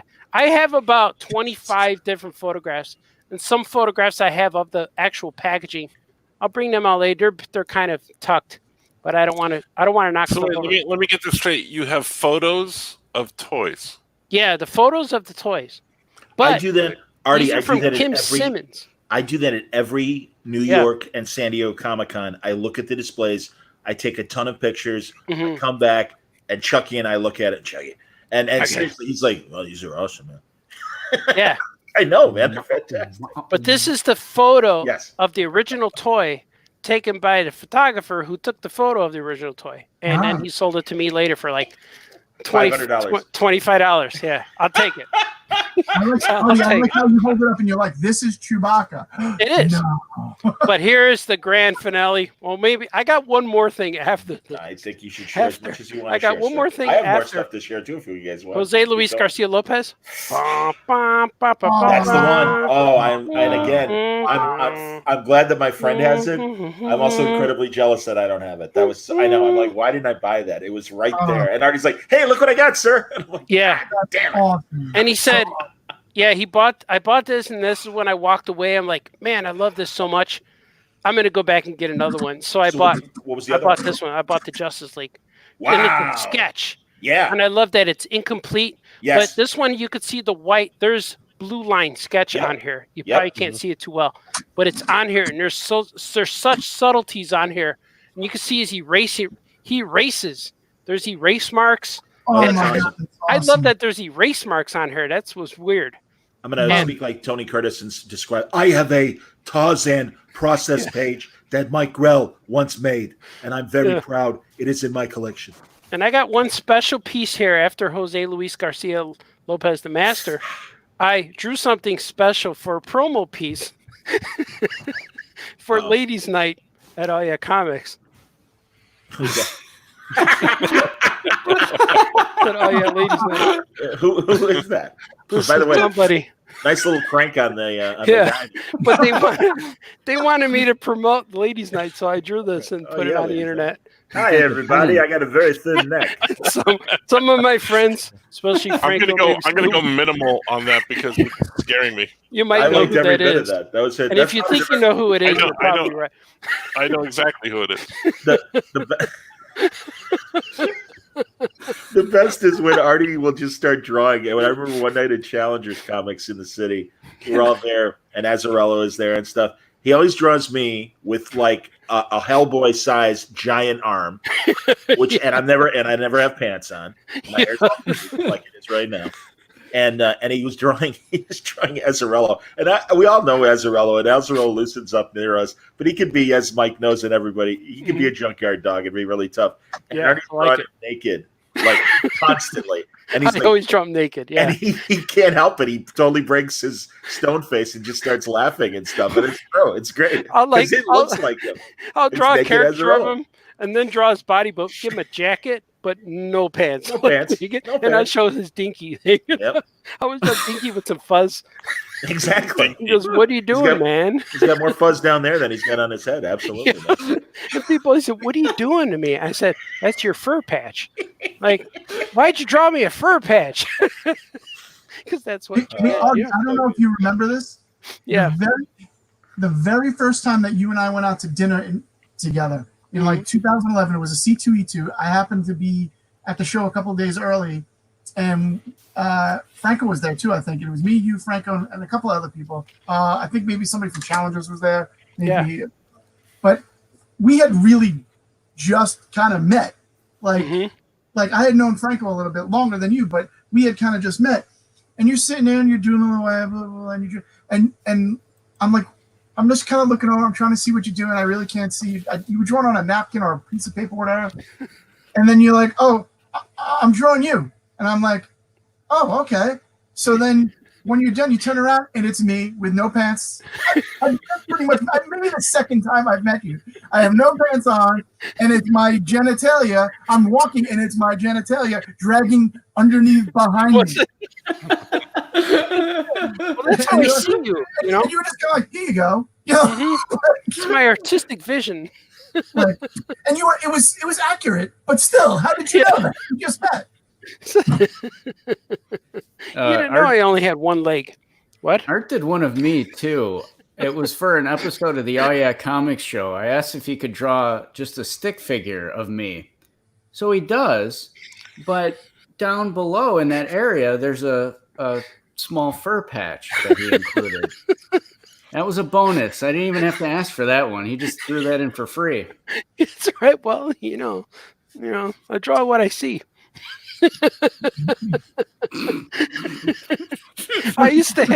We used to do naked Saturdays at conventions where people say, It's not what it sounds like. no, it's not what it sounds like. It's just that everyone I draw is going to be naked. Like, can you draw me Wolverine? Sure. And they're like, he's not wearing clothes. No, today's naked Saturday. They're like, oh. And like, you draw me Iron Man? Sure. So he'll be naked. He'll just have a helmet on flying around.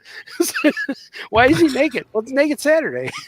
I love when you used to do jam pieces and you charge like $2 a character. Where's Yeah. Johnny? And I remember one you did, and it was the entire Superman family. Yeah. And there were like 20 characters on there. And I was getting really obscure with villains and your Marlon Brando Jor-El. Mm-hmm. So, yeah, I know. I'm preparing my my That's art cool. create to show it shortly. Seymour Butts here. Hello. Please Say come it. to my website, MILFs on Parade at SeymourButts.com. Yeah.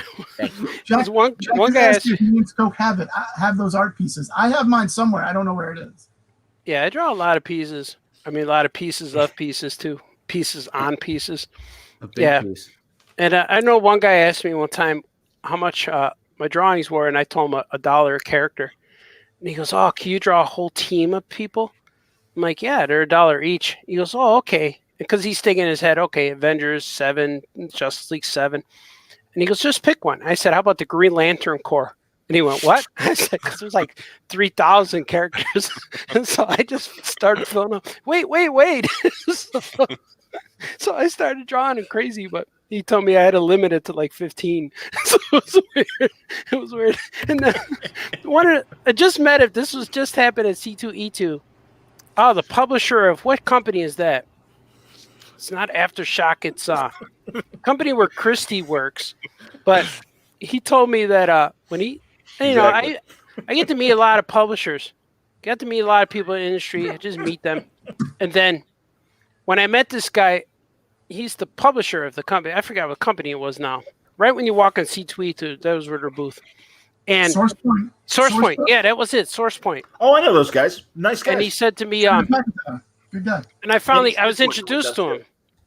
Yeah, I forgot his name was, but he said, he was got a we very met Scottish years name. ago. He's got a very Travis Scottish name. McIntyre. I just said. Yeah. Exactly. Yeah. Travis McIntyre. Have I told you about my time when I played golf at St. Andrews? I didn't want to get guilt. And I told him, we met, we shook hands, and I said, "Good to meet you." And he said, "Actually, we met about 15 years ago. We've known each other." I'm like, "Oh, really? I didn't know that." And he said, about 15 years ago, I asked you to draw me a character. I asked you to draw me Galactus, and you said it would be $1. I'm like, "Yeah, I remember that." And then he said, I drew Galactus on there, and I drew a real tiny little Silver Surfer in the corner. And then he said, "And you insisted that you were going to add Silver Surfer on there for free. You weren't going to charge me an extra $1, even though this drawing was worth the extra $1." So, I also like. he said he wanted to give me the buck. I wouldn't take it. You also always had a short box on your table of all the hurting drawings that didn't quite turn out right. Yeah. I screwed up the arm. All right, there it is. Yeah, it's like, take it, kid. Quarter, whatever. It's always something. Well, I'm not gonna. I'll wait until if Vernon Skoke Shirley does stuff. drawings. I'll show a couple more pieces after Skoke does his thing. Yeah, I want to see Skoke. I know, sorry, it took up a lot of time. No, It's happening. Yeah. A lot of No, flies that's in me. here. That's me. That's all right. Oh, This is good. Yeah. I was sending smoke signals to the boys. oh, Wow. foolish white man. He lets I everyone know. grabbed some art too, by the way. Johnny, you inspired me. I grabbed some art. No, absolutely. Or Man. tweet That's too. why, like I said, I went to grab more pieces, if you'll pardon the expression. I went to grab my piece, and I got it between my legs. Ooh, I got a little Beta Ray Bill on my shoulder. There he is. Would be Robert Conrad in the Everready commercial. I Go dare ahead, you to knock him knock off. that off. Oh. Okay. He's got Stormbreaker on my shoulder. Mm-hmm. Skoke, you're up. All right. Well, this is an art piece that I found at I think it was Wizard World one year, and I just couldn't pass it up. Go on. This Ooh, is a Yes. 3D printed Cornelius from Planet of the Apes. oh, Yes, I we like have that. Pacifist. Yes. I just couldn't pass it up. I said, yes, I will take that for $10. That's beautiful. Dr. Zayas, please tell us what's in the Sacred Scrolls. All right.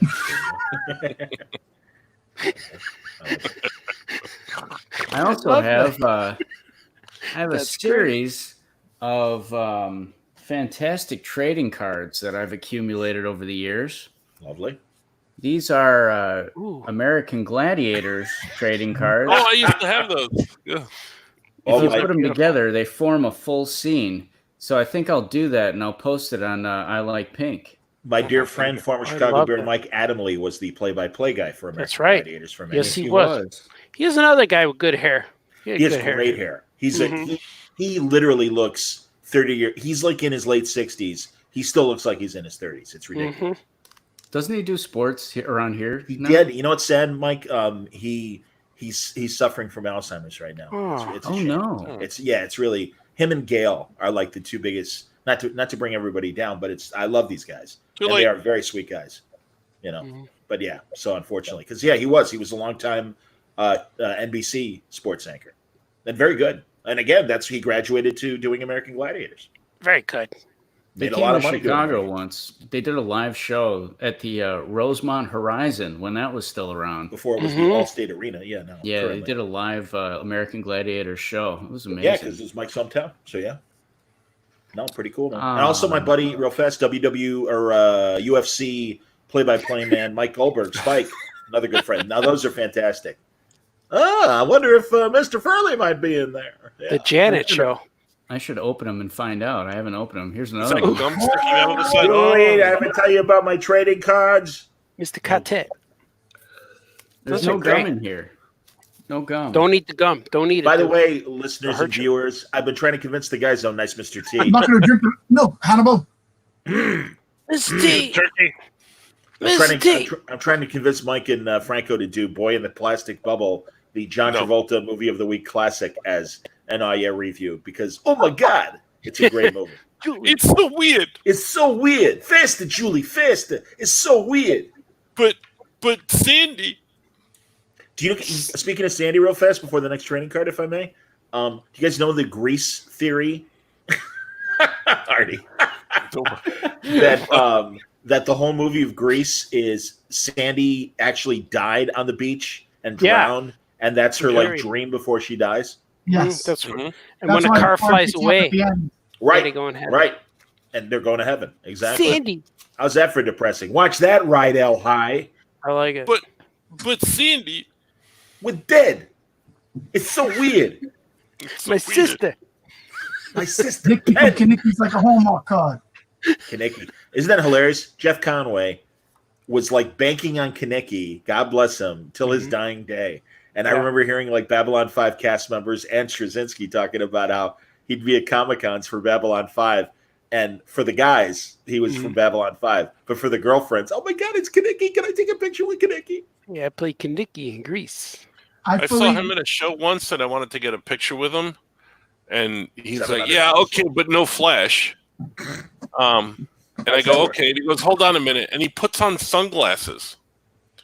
And he goes, "Go ahead, take the picture." And I took the picture. He goes, "What? No flash?" And I was very confused. I was very confused. I didn't know what was happening. Come on, Wheeler. I loved him on Taxi. Mm-hmm. Bobby Wheeler. He left. All right, me. what else you got, Skoke? I bet Mike Finnegan's getting a picture of him and Kaneki because I remember seeing that before. That's just My final trading card yes, sir. of the evening. Oh, Nice. Space Cartoons trading Hey, what the hell? How come you don't have mine? What's They up sold with out that? of Franco. Franco's like that. it's a collector's item. This is Mhm. it's autographed too. George George Clooney Clooney. trading card. Wasn't George that Clooney right Comixology? here. That Um, one was for North Carolina convention. Yeah. Was it? Yeah, Isn't Because it didn't weird that we have Comixology- more than one trading card, Art? yeah, Because am I right, Francis? Didn't you guys make them two for Comixology? yeah, We did a couple for Comixology, but that was for North Carolina Comic Con. Yeah, yeah. yeah. I have a collection as well of my friends who were cards, and I got them to sign it. Oh, that's cool. I have that too. I have Smitty and Chris Russo. I think Chick Chapa's on there. By the way, I have and a I few. think I've talked about it before on the pod. Netflix has that amazing documentary about trading cards, about baseball trading cards in particular. Yeah, Oh man, it's so good. I It think is I saw that. Yeah, and it's hilarious because the guy mostly has cards from the 80s and the 90s, and he goes to an old collector's comic or rather baseball Yeah. card show, and they're like, he's like, come on, how much? And they're like, nothing. And he goes, Yeah. these are vintage cards. And I mean, I guess from a decade standpoint, they are 30-year-old and 40-year-old cards. right. But they're like, no. And they hold up 1950s cards. They're like, these are vintage cards. Yeah, Willie Right. Mays. And, Yeah, they're like Yeah. yours are, they were mass produced. And again, yeah, that's he just had like all of the home run ones like Sosa and McGuire and those. Canseco. And Yeah. like a Canseco rookie card was a big deal, much like the comic book boom of Yeah. memorabilia and crazy covers and stuff like that. But it all bust because they mass produced the stuff, just like the comics. Yeah, it's like, and they would there's make. there's 2 million of these. They're not. Yeah, they they're would not make rare. a card to be rare. They would Yep. put something on it to be rare. Yeah, but even And, then, It's like, it was just kind of a BS sort of way of, oh no, this is collectible. It's like, yeah, not really. And even like Canseco's rookie card is still like $50, but I'm sure it was like 500 at the yeah. Mark McGuire's rookie card, he's on the USA Olympic team. That's the one that's wild. rare. Yeah, Cool. and we would sell cards back then, and the biggest card we had was that was the hottest one was Nolan Ryan rookie card. And I remember we sold that for like $270 for that, and that was huge. That was late 80s, 90s. When you sold it, because back then in the 60s and 70s, rookie cards would have like 2 or 3 players on them. Yeah, they were prospect cards. Yeah, right. you didn't know who was going to be big, and like Pete Rose's card is like that. And some cards they would have 3 rookie prospects, and sometimes you get lucky, and 2 of those rookies were great guys like Ozzie Smith and Steve Garvey or somebody like that. Sure. And that we had a few of those too. That's cool. And they were in black and white, where the rest of the deck was in color, but the prospect cards were always black and white. Yeah, because these are throwaways. Who knows? These guys may not be here next season. Yeah, exactly. And I know Jim Morrison from the White Sox was on one of those prospect cards. I was watching. You know what I'm watching on YouTube? All the vintage White Sox games that were on Channel 44, WSNX, whatever it was called, SNY. I bet that and Harry Carey, play-by-play with my dear friend Jimmy Pearsall, everybody. And I told you before, my mom would call up. We'd listen to all the games. We'd listen to radio or TV, but we'd watch them in the living room. But my mom would have the radio on in the kitchen, and she would just listen to it. After every game, Harry and Jimmy would go onto the radio. I think it was just maybe Jimmy Pearsall. It was the Jimmy Pearsall show, yeah. Pearsall show, yeah. So he would take callers. My mom would call him all the time. It just, mom having a good time. And so she would call him up and just say, I hear on the radio, hey, Ozzie. She was talking about Ozzie Guillen because he was a rookie or 85. Ozzie. And he said, you mean Ozzie Smith? No, Ozzie. Ozzie Smith's a great player, yes. No, Ozzie Guillen, Ozzie, one of the White Sox. He said, ma'am, he's a hot dog. I told you over and over, he's a hot dog. Okay. She would call up all the time and just say that. Ozzie. When he was done with somebody, he'd go, thanks for your call. And then was like, all right, get him off the line. We're done talking to that guy. He would always say, Ozzie's a hot dog. Julio Cruz is a hot dog. Jimmy was, of course, immortalized in the very weird movie, Fear Strikes Out, which was a bio of his movie. And, by Norman Bates. He had, Anthony Perkins played Jimmy Pearsall. First of all, Anthony Perkins, who, God bless him, a great actor, did not have an athletic bone in his body. And he'd be like, hey, Jimmy, throw the ball to us. Okay. It was ridiculous. And he couldn't swing. But and they have a ridiculous thing that never happened. They used to drive Jimmy nuts, that he suddenly had an anger attack, and he's climbing the backstop of the ballpark to get to a fan. And Carl Malden played his. I mean, honestly, it's a ridiculous movie. But he was a great outfielder. He was Fear Strikes Out. Yeah. And we played a celebrity softball game, and Jimmy worked at our sports station, The Score. He was an analyst, and somebody hit a fly ball, and I was playing left field, and I ran it down, and I caught it, and he's like, hey, shaky for a fat kid, you move good. And I'm like, Jimmy, that's awesome, man. You were a great outfielder. I'll take that as a compliment. He's like, it was a compliment. I'm Pearsall said that to you? Yes. Oh, cool. Swear to God, man. No, seriously, that's like one of my athletic highlights. Is like Jimmy Pearsall saw me shag a fly, and he's like, hey, way to go, shaky. You move good for a fat kid. Awesome. Do you guys remember I think it was late 80s, early 90s, probably late 80s, where Jim Rice on the Red Sox, great player. He caught a pop-up fly, but it was in foul territory. He went to the left field, and he leaned in, and the fans caught the ball. But one of the fans grabbed his hat and ran up to the stadium, ran into the crowd. Yep. With Jim Rice, he jumped over the wall and ran up to the stadium. Grabbed his hat, knocked the fan out. Grabbed it, knocked him out of it, got his hat back, and ran back on the field and continued the game. I thought that was so cool. Jim Rice is one of the last great players to almost hit 400. He was flirting with 400 one year. No, he's a great player. And Fred Lynn, the only one who hit a grand slam in an All-Star game, or the first one, I think. I don't know only one by now. There's a lot of records broken. Welcome to baseball. I'm Mel Allen. Mm-hmm. How about that? Now, exactly. Now for this week's that's the only sport thing. I'm sorry, Francis. Go ahead. Yeah, that's the only sport I would watch every week was This Week in Baseball. Yeah, That was Twib Notes, and this that- week's Twib Notes. those And are we'd the best always call this week in baseball. exactly. Now it's time for Gillette's Player of the Week. Yeah. Yeah. Oh man, Megan, did you grow up with that show? Yes. No, All right. I grew up hearing other people listen to it. I'm not a sports guy at all.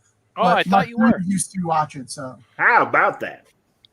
Yeah, I know comics and sports, they don't cross over as much as we think, Yeah, but you know, like Ron Mars and Frank Thierry. I'm trying to think of my And I Big know, Play Homer. as a that guy relative, we just Azarello, big Azarello loves massive sports fan. fighting. Yeah, he loves Massive. fighting sports. Yep. I like all that. Boxing, fighting, and baseball are my know. teams. I'm surprised ESPN isn't showing This Week in Baseball or whoever has the license or the MLB for that. matter. MLB Maybe is showing. They were showing the old Mets games with Gary Carty and Mookie Wilson, You know, that's Dwight Gooden. yeah, but I really want to see like the really old, like no later than '79. I want to see the '70s and really the '60s and the '50s games where it's Wow. like, you know, hey, Harry Carey here at Busch Stadium. The Yeah. Cardinals. This is before I had a little affair with August Bush's wife. Everybody, I'll see you in Chicago next week. folks. that's why I got kicked out of St. Louis, man. Yeah. Which But I I've been- love. Hey, Yeah, everybody, look who's riding on my lap. The team owner's wife. Boy, oh boy. Wow, what's the problem? I wonder what being in the bedroom was like with him. Boy, oh boy. Boy, oh boy. Hey, Stop calling play-by-play, Harry. boy. Yeah, coming up the rear. Here we go. Come on, Whoa, son of a 7-inning gun. stretch, folks. Holy The line- cow. Line had a drive net up the in there. middle. 2-2 pitch. There's okay, is that Kaneki? Yes, it It is is. Kaneki. Yeah. Let's show. It's very shiny, but it is Kaneki. it's- Oh no, it's Garrett. Do it again, Mike. There Oh, you he's go. fine, yeah. Nice. Hey. Kaneki from Kaneki's like a Hallmark card. Lori got that. When I got a Babylon 5 thing signed, she got that signed. He's in Awesome. heaven or somewhere else. See, I love. for Jack Chua, that's what I got signed right there. Oh, Oh, cool. nice! Wow. I Who love else? five Who else signed it? The entire cast, everybody you see that. It's all signed. Wow. I was a huge Babylon 5 fan. Me and Oh. Jack talk Babylon 5 all the time. Who do? You and Jack? Here's the first season cast photo. Nice. Never watched the show. Oh, such a good show. Very Awesome. underrated. You got to get past the goofy hair they gave Peter Jurassic because Yeah. that's where I'm like, what the hell is that? But it's a Jurassic. great. And the first season, I don't know how you feel, Mike, but we're back to sci-fi TV talk. If Yeah. you missed the early portion of the program. The first season is tough to like. You got to stick with Yeah. it because it's important to the big story. But once Boxleitner It joined takes the off. cast, it's an incredible show to the end. And I did this great interview with Straczynski last year, and it was so fascinating. What's it streaming on now? What's that? What's it streaming on now? It's free online. Amazon Prime. But it's free, so you can watch it free somewhere. I forgot where it was. Oh, you're right. You know, if you have, there's Pluto that has all the different channels under the Pluto thing, and it's free on Roku because they do commercials and stuff. There's Right. another channel like it that Sinclair Broadcasting created, and it's called Stir. It's STIRR, and it has a bunch of channels under that. And they have, and I think it's a Canadian sci-fi channel. It's called Comet, and they run Babylon watch 5 Comet. on there, and a lot of great old sci-fi shows from the 90s. Love the Babylon 5. Jack actually got me the new JMS book signed by Joe. Becoming When he was Superman. down in Chicago, he got me a copy. Thank you again, Jack. It's a great book. No, and that's why he was on. Yeah, that's why he was on Word Balloon, was promoting it. And God, I was so ready for that. And we had this incredibly intense. We went everywhere, real Ghostbusters and stuff, because I talked to Scoot. Scoot told me what real Ghostbusters questions to ask. Yeah. Everything, and he was so great. And I'm so glad. If that's the only time I ever talk to him, I can rest happy because we got one good conversation. I got to spend some time with him at Florida SuperCon last year. Sat down from like 20 minutes, half an hour, just BSing. And he's a real low key guy, but he has some great stories. He really does. Yeah. I have this. It's a repro card. Repro? Yeah, it's repro, retro, which from one of the greatest movies of all time. Please. and possibly one of the greatest toy tie-ins to any movie. Zoom in. Ghost Dad? Exactly. The I can't Jaws see it. game. Oh, Jaws. I used to have that game. I I remember that game. Oh, yeah. Remember, you take the stuff out of his mouth Yep. before he chomps down on you. Hum. Yeah, it was with like a fishing. You had like a fishing rod and a string and a hook. Yeah, It was Yes. like it was kind of like Operation, but different. I like it. I Oh, like it. the I like it. I used Yeah. to have that one. My Yeah, my no. guys at Miko Meat make these retro cards, and this one's made by Plaid Stallions. There's the guy in the back. That's awesome. I like his. I like his Saved by the Bell kind of look. Yeah, and- he's a very sexy man. And a scared few of years him. ago, probably around 2008, 2009, I believe made an swiped action him figure. when I was on Tinder the other night. Not that I would. Yeah. Well, a few years ago, I made an action figure of that guy, of that sexy man on a bag. Grinder. I guess Grinder's the gay one. Yeah, so yeah, I made a figure of him and handed it to the Plaid Stallions guy, and he loves it. outstanding. Yeah, prototype. I have a couple more art pieces. Unless Goke had more things as well. I don't know. No, I just had a quick thought. Do you guys think former Chicago Cubs outfielder and Hall of Famer Andre Dawson is watching the Oh Yeah podcast right now? He might Yes. be The Hawk. a hawk. Yeah. I love that guy. Hello, Andre. I don't know why his name came up, but I like it. And Yeah. Well, I- there's a reason. You guys are talking about people you met at shows. I got from my brother one year an Andre Dawson autograph, where you go to the autograph show and he signs whatever you have right in Sure. front of you. sure. And we always thought, for some reason, Andre Dawson was mean. Like, he always looked angry all the Yeah. time. He looked intense. Yeah. Yeah. So we were almost kind of afraid to go and do this because, by then we were in our 30s, but still we were intimidated by Andre Dawson. So my brother had a picture for him to sign, and we're in line waiting, and we get up there and there's Andre sitting there, the legend. But we're scared because we're thinking, oh, this guy's always mad. So my brother walks up to him with the picture, and my brother goes, could you write "This is the year" on there? And Andre looks up and he just goes, "What?" Like that. And we're like, oh no. Sorry. Run away. Sorry. So my brother repeated it, and he did it. He wrote it on there, but we were scared. Really? Because he came to the score a million times. He's a sweetheart. He's just Really? that's very interesting. Maybe you got him on a bad day. I don't know, man. Because those just like Comic Cons, that the former Rosemont Horizon, the Allstate Arena has those great shows, and no, they're amazing. And yeah, it's. I was very fortunate to spend those 9 years at the Score, the sports radio station, because I got to meet Hank Aaron and Willie Mays and Mickey Wow, Mantle that's cool. and Andre Dawson and all so many of my favorite players as a kid that actually became like Gale Sayers and Doug Buffon and Mike Adamle. I mean, they became friends. So it was pretty Wow. amazing. So I got a couple more pieces if I could solo, Francis. Yes. This is Gene Yeah. Ha, and it's certainly my icon, I believe, on I think on Facebook. Pull it back Yeah. a little, Johnny. Sure. I can't. Yeah. Oh wow, nice. Yeah. Super Yeah, chips. That's so cool. He came in studio when I was still working in radio to make that while we were talking and doing a live interview. So this is incredible. And this was at Oh Yeah Comics actually one night when everybody was doing amazing drawings. And that is a I swamp. remember that. Yep, a swamp thing from Hillary Barta. Yeah, Hillary. I remember I saw him draw that. Yeah. Pretty amazing. And then finally, Art T Bear, the fine inker, gave me this. I believe it's a Doom Patrol page. Yeah, that Matthew Clark penciled, and Art. Ha! He inked and everything.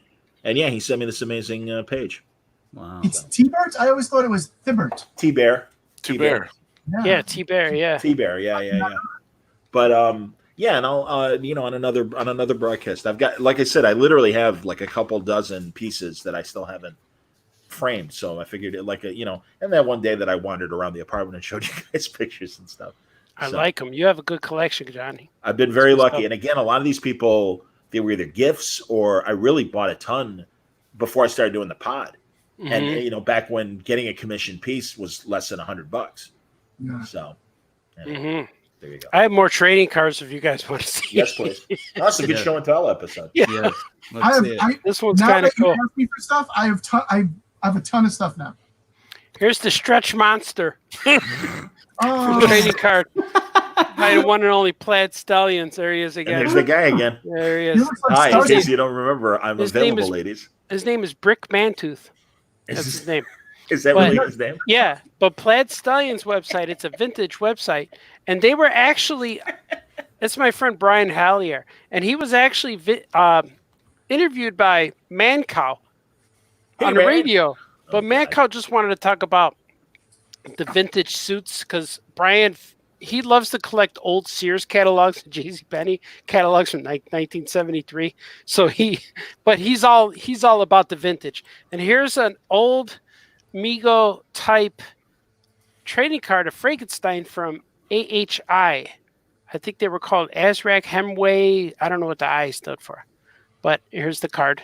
Vintage. So they make vintage cards, vintage type cards, and they give them away when I go to Mego Meet. I always get several of these cards, and sometimes like they're put at my table. Like here, you give out Frankenstein, and they'll give me like 200 cards to give out all weekend. And here's that AHI Mego type aliens.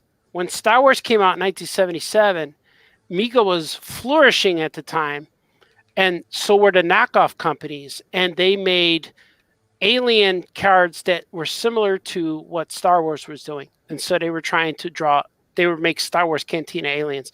And here's our favorite guy, Brick Mantooth, on the back again. Artie, there was a Star they're cool. Raiders. There was a Star Raiders collector's case. Yeah, yeah, there was. I had that as a kid. That's collector's case. Yeah, and in the late 70s, there were no Star Wars figures. In 1977, 1978, there were no Star Wars figures. So everyone else, all the other toy companies who did not have the Star Wars license were trying to make knockoff Star Wars toys. Yep. While including- everyone was waiting for that spring release of the action. Right. Yeah, because Star Wars didn't have them for Christmas. Yep. So all the other toy companies made their versions of Star Wars. And there was 12-inch dolls at the time. And at that time, there were no small guys. The way Star Wars came out with the small ones. Yep. But there were Fisher-Price made Adventure People. Those were the only small ones. But those were Yes. designed for real little kids, kind of. And then when the Star Wars came out, everyone is anticipating the 8-inch format or 12-inch. And then when Star Wars hit, they were tiny. And I remember when they first came to the stores, I didn't like them because they didn't have real cloth outfits. Like, how come they don't have, like, they're not wearing clothes? Like, Darth Right. Vader's cape is plastic. It's weird. But we got into it. We forgave it. By the time we bought it and walked home, I forgot about that. So But- 8-inch was Mego and 12-inch was G.I. Joe and the Captain Right. Action, right? Right, but Mego was also making 12-inch superheroes, so that Oh, was the wow. marketplace was Hmm. 8-inch heroes, 12-inch heroes.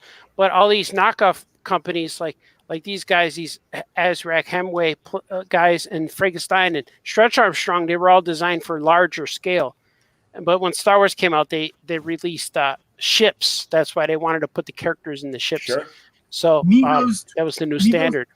12-inch Superman line is Yeah. amazing because Yeah. it's got Jor-El, it's got Zod. Yeah. It's really actually really cool. I have a Superman with no cape, and I have a Jor-El, but I have the new Zod from the one that just released about 2 years ago. But he's 14-inch, but they used the same head from the vintage Mego line in the same outfit. So I never got and Lex Luthor too. They re-released him, but he's 14-inch instead of 12. But I don't have the vintage one. I never even saw them. I never even held them, but I have a Jor-El I bought a few years ago at C2E2, and I came back to the tables before the show opens. I go out like Thursday, set up there Friday morning. I go shopping, and I remember I came back with a Jor-El figure, and Kurt Wood's another Superman guy, and he's a Mego guy, and all I did was present it to him. Look what I got, and he went, "Oh, where'd you get that?" And I let him hold it for a little while, and he was happy with that, and then. I put it away. Yeah. I have a It's message cool. from Scoot. He won't be joining us, unfortunately. He's on baby patrol. Oh, babies. Oh, Yeah. so- It's got One- babies. One of the cool things about the 12-inch figures, like they did a Yeah. 12-inch, they did a 12-inch suit. The Superman line kind of looked like the movie suit. Superman looked like Christopher Reeve. Yeah. It looked like Marlon Brando. They did the Wonder Woman line that looked like Linda Carter to Yeah. the point where they changed the box eventually to put Linda Carter on the box. Yeah, But they originally, did. Apparently, it wasn't selling.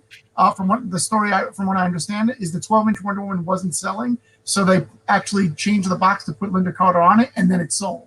Yeah, you're right. Yeah, and the Superman 12-inch figures all had the movie faces, Yep. but the costumes were from the comic books. Yep. Because Yeah. they figured that the costumes in the movie. Well, I don't think they had the movie rights.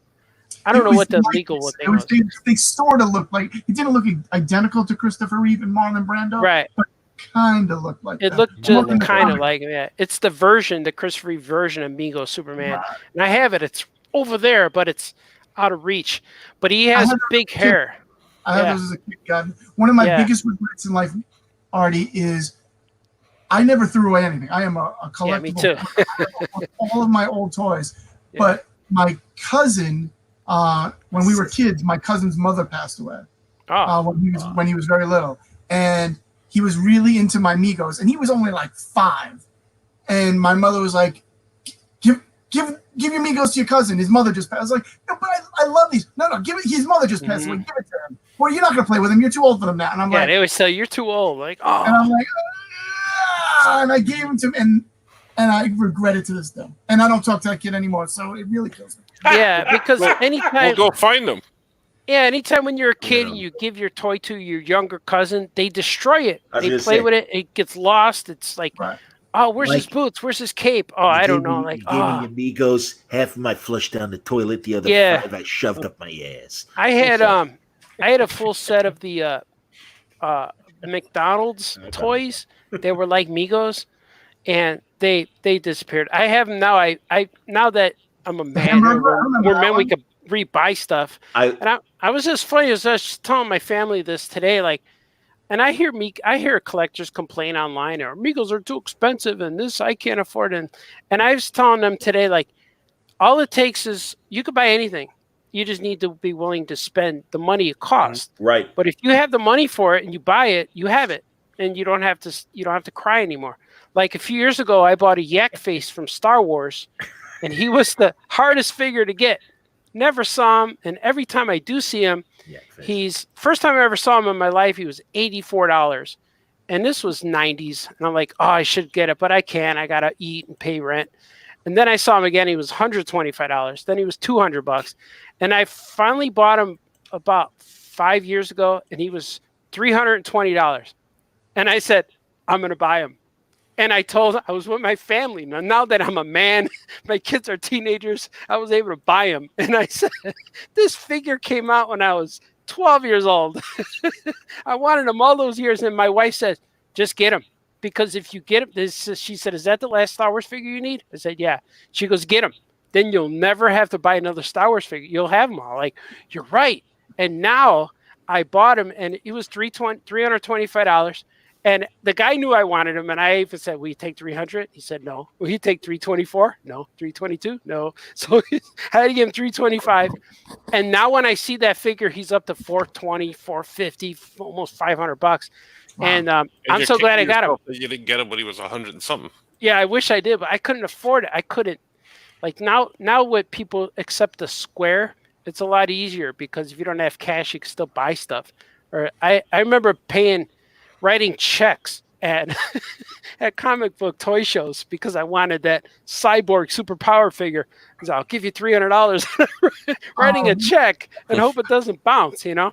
I want one of those so bad. The original Cyborg superpower. I think I got mine for $80, but that's like a $600-700 figure now. Yeah, and he's loose. I remember I bought him. I remember I given the guy like $350 over the weekend, but I got all the guys I didn't have. I got Superpower Cyborg. I got Plastic Man. I got Shazam. I got all the guys I needed, and Mr. Miracle. And I bought all those guys. Yeah, I got them all, and I'm only missing like 2 guys. And I remember buying. This is a true story. I think it was Mr. Miracle I bought separately. I bought something, and I was real happy, and it was on my way to a panel. This was only a few years ago. I was on my way to a panel, and I stopped at a booth, and I was like, "Oh, I'll take it. I'll buy it." It was a little bit expensive, but I forgot what it was, like $60 for an action figure. And as I'm going to the panel, Brian Azzarello again, he come up and he goes, "What do you got there?" And I said, I just bought Mr. Miracle. I never had this. He's so cool. Look, he has his handcuffs. And I he looked remember. at me. I think I was there with you. I Yeah, he remember. said to me, "Oh, your wife Rose must be so proud of Yeah. you." And I went, "Ah!" And I said, "Anyway, look, I got Mr. Miracle." But he's like, "Oh, she's." So that was cool. I don't know when sidewalk vendors are going to come back, but I always love seeing, and I've seen them in New York as well, and that's why I'm asking you, Mike, the knockoff action figures that I don't know if they're made in China, I don't know if they're made in Mexico, but like, and I know people have posted them on I Like. Oh, all right. Hold like on. you'll have like Wolverine side by I'll be side. right Yeah, back. please bring it, Francis. Because Wolverine and Batman. It says right, Avengers. exactly. And let Justice League. Just Justice League. Yeah, I have. It's funny because years ago when I was in my early 20s, I went to Mexico a few times with my buddy. Me and Raisky drove there a few times, and every time I go, I always wanted to go to Guadalajara Market, outside flea market, and I would always buy bootleg superhero toys. Yeah. So I have at that time the Flash was on TV, so I got a the bunch 90s of Flash. Yeah. Wesley Shipp. Yeah. I got Flash bootleg figures. I got Tim Burton Batman bootleg figures. I got Superman. I got mostly DC guys, but I have a lot of those bootleg, and they're from they make them with projection mold plastic, where they're so delicate you could probably squeeze them and break them. But I have a few, and instead of painting the figures, they put stickers on them. Like instead of painting the arrows or the things on the side, they put stickers on them. They put stickers on his mouth, so it was pretty cool. I have several of those. They're real nice.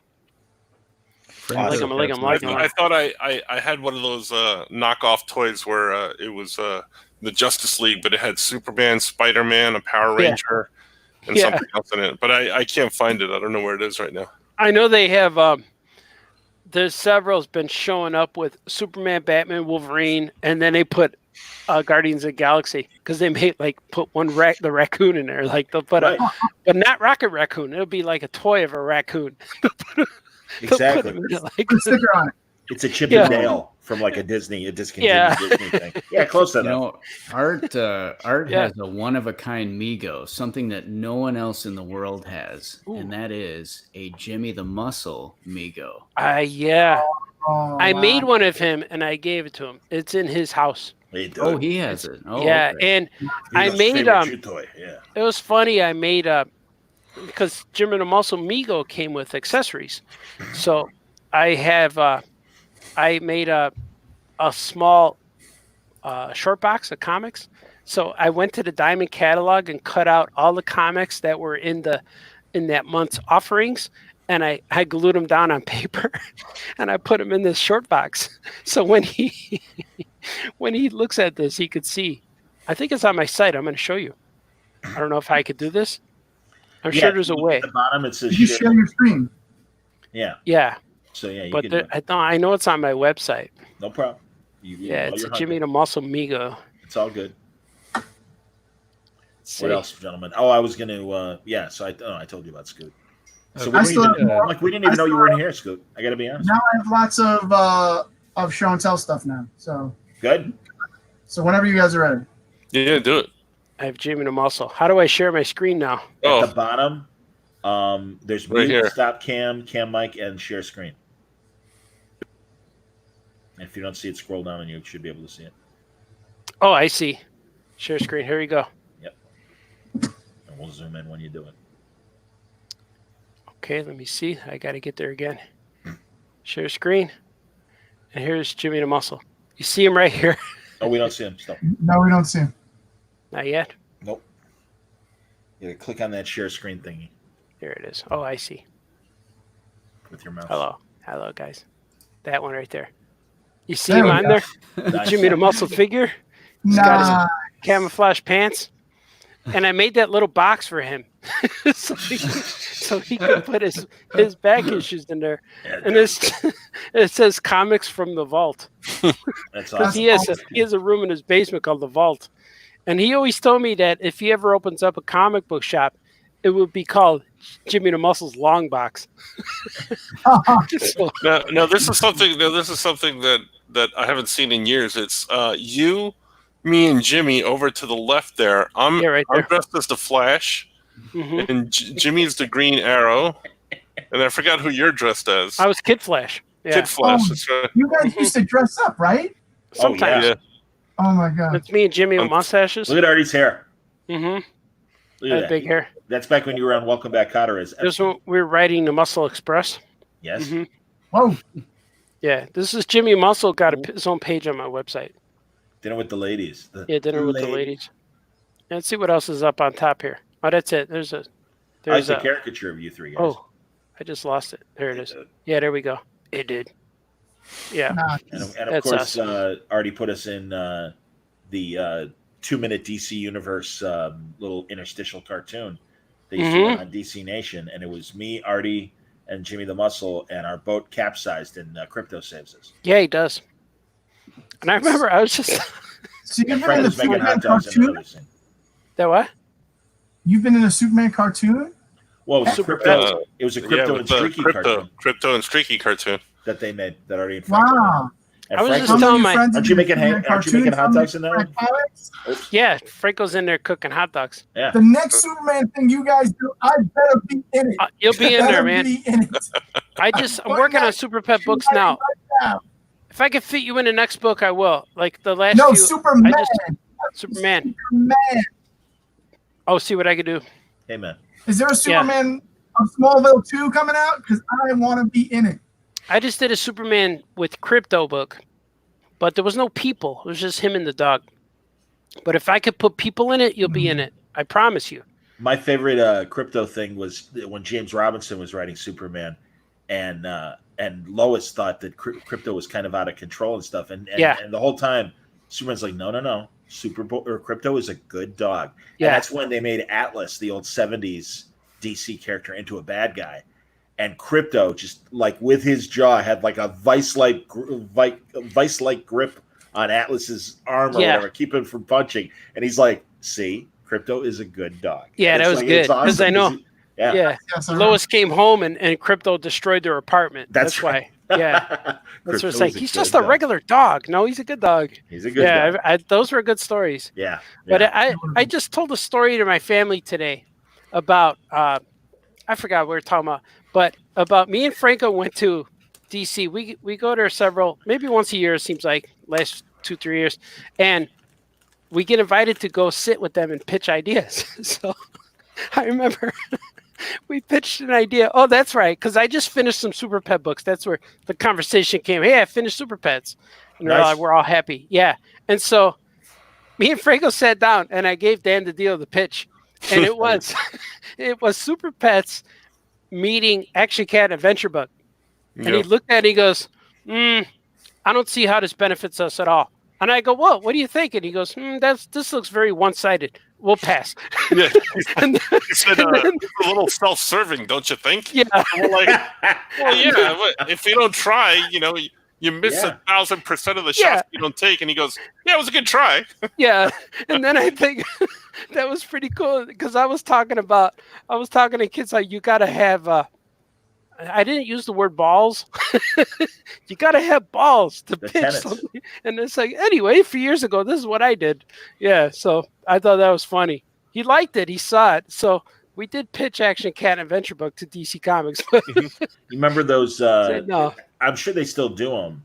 The custom comics that they make for American Dental Association, with an Avengers story and stuff like that. And Negan, I'm hoping as a Superman fan, you know about this one particular Superman custom comic that was made where a very rich man, it was his son's bar mitzvah, absolutely, and they printed 100 copies of that comic. It's like one of the rare Superman comics in the world. And I believe Kurt Swan drew it. Yes. And, wow, and I did hear about this. And Marty Pasco, I know, wrote it. It's amazing. Does Marty have a copy? He has a couple, and I know he has sold them before on eBay and stuff, so I don't know how many he's got left, but yeah, it's interesting. I haven't even seen a picture of it. Like, I would love to see a picture of one. Oh, I think if you look online, you could find photos from at least the cover and stuff. But it's interesting. Paul Kupperberg doesn't throw anything away, and he's got a ton of his stuff. And I saw today on Twitter he was signing a Doom Patrol, his last Doom Patrol issue that he did. And I know also I was at Salt Lake City or FanX, the Salt Lake City show, and Marty set up, and I was sitting with him at his table and stuff, and he had just a handful of like great Bronze Age things, and it was great. People were looking at comics, and they were much younger, and he had one of his DC issues where he did Star Trek, and he's like, "Oh, this is drawn by Gray Morrow," and this kid's like, "I don't care. I don't know who that is. I just saw Star Trek. I'm interested in Star Trek." And the Flash. Oh, this has a very interesting story. Gil Kane drew this, and it's like these are not names that any of these children know who they are, Marty. But you're lovely for saying that. It's cracking me up. Speaking of super rare collectibles, yeah, whatever happened to the Action Cat statue? You even brought one to the show once. Whatever happened to those? I want to get it made. Anytime I approach anybody who wants to make it, they want me to pay. So I like, no, that's not what we're doing here. I don't want to pay $3,000 or whatever to make it. I want you to make it. So that's the stumbling block I'm running into now. If I want to make it, it's going to cost money, and I can't afford to make it. So it's either print up a statue or make comics. So, I don't know what to do. That's the roadblock I hit. Let's Kickstarter this. I think that would work. Yeah, I really like it. I have a friend, his name is Matt Graby, and he's an archaeologist. He digs holes and finds things for a living. And he sculpts, but he's a big Hanna-Barbera fan and a serial character fan. Like, he likes Frankenberry and Quisp. He likes serial characters. Yeah, like he's a Hanna-Barbarian. Yeah, he's a Hanna-Barbarian serialist. And he loves like Frankenberry and Quisp and Captain Crunch. He loves those guys. And he sculpted like John LaFoot from Captain Crunch. Yes. Like he goes obscure. Patrick Stewart played him in Star Trek Picard. Go on. Yeah, he sculpted like a Frito. Remember Frito Bandito from Fritos? He sculpted him. He goes obscure. He goes Quisp, and he sculpted me. Ooh, I got it right here. Oh, good. While you're reaching regarding Quisp, there was also Quake, and Quake was the big burly construction guy. And I forget, it might have been Paul Kupperberg. Somebody was telling me that they were talking about different serials, and they changed Quake because they're like, yeah, he's too gay. He's a big burly construction guy. He's got to be gay. And it's like, okay, we're not sure what you're seeing. It's just a drawing of a big burly guy that's a cartoon. But okay, he's gay. That's fine. But it always cracked me up because I remember Quisp and Quake. I was a big fan. Yeah. So my friend also sculpted Adventure Bug to go with. You put me on large. He's large. There you go. See, he also sculpted Adventure Bug to go with Action Cat. He's a lot smaller in scale than he's supposed to be, but he also that was huge. It's like 12 inches, wasn't it? He was big. Yeah, he was big. And then he also sculpted me a little Meteormite of my other character. A little Meteormite. Oh, wow. So they're really cool. And he also sculpted some Wolf Boy sculpts. But I want to make these things, but they cost me money, and that's not. I can't just make them and sit on them, and hopefully I sell them. But I'm working with. Want to do more than just sit on? Yeah, I got to do something with him because this guy's an amazing, talented sculptor. You should do a Kickstarter for him, Marty. I got to try. Like Jill Thompson did for Scary Godmother. Yeah, and they all sit on these bases. They sit on these. He made bases off HeroClix. Sure. So they sit on these things. Nice. But I also have Wolf Boy and I have Action Cat, and he sculpts these things like crazy. He's a madman, but he keeps doing it, and I love him. And I'll find a way how to do it one day. Because I'm working right now with one of my friends trying to make little PVC characters. I think they're called Chibi or Ketchi. Ketchin figures from Japan, I think, or China. We're trying to make those, and hopefully by next year, C2E2 will have them where you could open like an egg or a little box, and they're inside. But they're going to be little solid plastic, all one color. We're trying to get those made. They're going to be like a 3D printed figure, kind of like that. I'm not sure if it'll be 3D printed or casted, but we're working with that. And those guys are my guys who make Mego figures. They're called Castaway Toys, or they're called Plastic Zombie Toys. And we're trying to do that for next year, but I've been they've been working and I've been working, and so we're trying to catch up. And they're just a phone call away, but that'll happen. So my son Abraham is and I absolutely love your comics. In fact, your comics are what got him interested. Awesome, man. Thank you.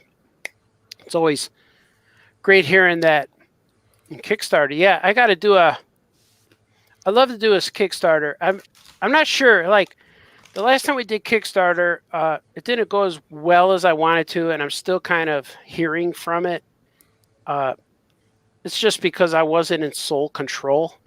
But I think if I do it again, I'm either going to do Kickstarter or maybe Indiegogo, something like that. But I need to build it up right. I need to do it when that's all I have to do. I understand. And you'll never do it. Right. I wonder how much they're going for these days. Already on eBay, the Tiny Titans little figures they made with the school bus. Oh, yeah. No, I never got one of those from San Diego, right? That was San Diego. Yeah, they're like $30 or $50 or something like that. See, isn't that Last time I checked. That's the secret, and it's certainly right now in the lockdown. But like, don't rush to get them at San Diego. If you wait a couple of years and you really, really want it, prices come down, man. Well, it depends on what it is. There's some stuff that goes up, like the San Diego Superman, the Superman Lego, the action action #1 Lego goes for like triple what it was. And there was also a Matchbox, I think, or Hot Wheels Action Comics #1 also. Wow! I'm gonna have to look for San that. Diego exclusive also was like triple the price. So is that like the car that he throws? Is it supposed to be that? Is that what? Yeah, the car is the Matchbox, and it's got a little figure underneath, and the box is basically a 3D rendering of the cover, and it's beautiful. But That's cool. I think it was like $25 or $30 at the show, and it's like $100, $120. Oh, it's over 100 now. Wow! Because I showed him the other day, didn't I? Like my Corgi Aston Martin DB5 from GoldenEye, and I've got several like Hot Wheels cars that are like I've got the Batman '66 Batmobile, and I've got a James Bond DB5 that's Hot Wheels size. I like getting those. I also have a Weespall, the Lotus from The Spy Who Loved Me that turns into a submarine. Nice. So I love that stuff. I had an old Corgi James Bond. I don't remember which one it was. I know it was a silver car, but it had the ejection seat. So you press the button and the little red Bond would pop out of it. It was really cool. Yeah, it was from Thunderball. Goldfinger. Cool. Goldfinger. Yeah, hey, that's the best. Go ahead. No, I was going to ask, Mike, I know you're a big Superman fan. What is your favorite Superman item that you own? Oh, good. Oh, that's tough. There's so many. I collect a lot of statues. I can't show you because I'd have to tear everything apart to show you. Right. But I have really hundreds of statues, and it really all started kind of with the original DC statues, which were Sandman, Batman, and Superman. So the Superman statue, it's Dan Jurgens' design. It's the one that was in Seinfeld. It was on the shelf in Seinfeld every single episode. I got it signed by Dan Jurgens and Randy Bowen. I love that. I have my original Superman action figure from when I was a kid. Those fortresses. They made a Fortress of Solitude playset. Yeah, Mego did that. I had the original playset in the box from when I was a kid. With all of that, I love that. I have a piece of John Byrne art, which I actually have right here to show you guys. I'll show you right now, then, since we're talking about that. It's hard to get John Byrne art. Ooh, nice. Wow. So that is from Action Comics 584. It's when he took over Action Comics, when he took Superman #1 started, and then he took over Action. And the thing I love about it is because A, I love John Byrne. B, Superman and Teen Titans are my two favorite things, and this happens to have both. Yeah, so, he was fighting them. Superman was beating him up. This this was a gift from a very old friend. I did not buy it. It was actually a gift from him a few years back. This is actually a funny story. A few years back, we were just online. We were showing each other artwork. Oh, look what I got! Look what I got! We grew up in the same comic book store together. He's a really old friend, and he had this piece on his wall, and I was like, "Oh my god, I would kill for that! It's got Byrne and Titans and Superman. It's gorgeous." And he's like, "Yeah." I was like, "Listen, if you ever want to part with it, you let me know. I probably couldn't afford it, but if you ever think about it, let me know." So he lives in the Midwest, so I only see him once a year when he comes to C2E2. So again, a couple of years back, he's like, "Oh, I'm going to come to C2E2." I'm like, "Great, I'd really like to see you." Rick. He shows up. We meet in the lobby. We're just talking. I hug him, hello, or blah blah. How's the wife? How's the kids? Blah blah blah. And he's like, "Oh, I brought something for you." And I jokingly said, "Oh, did you bring that burnt action page?" And then he pulled me around the pillar, like he was standing by the pillar. He brings this big box and he pulls out like. Oh.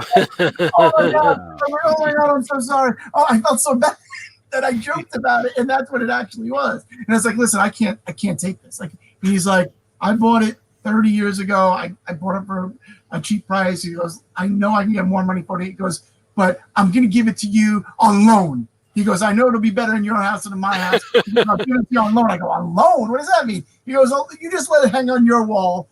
And I'll let you know if I ever want it back. So If he ever sells it, yeah, he'll say, "All right, I sold it. You need to give it back to me." Yeah. so I've had it for a few years now, and it's on my wall. So yeah, so Stroke, great. yeah, that piece of art. Also, the story really means a lot to me.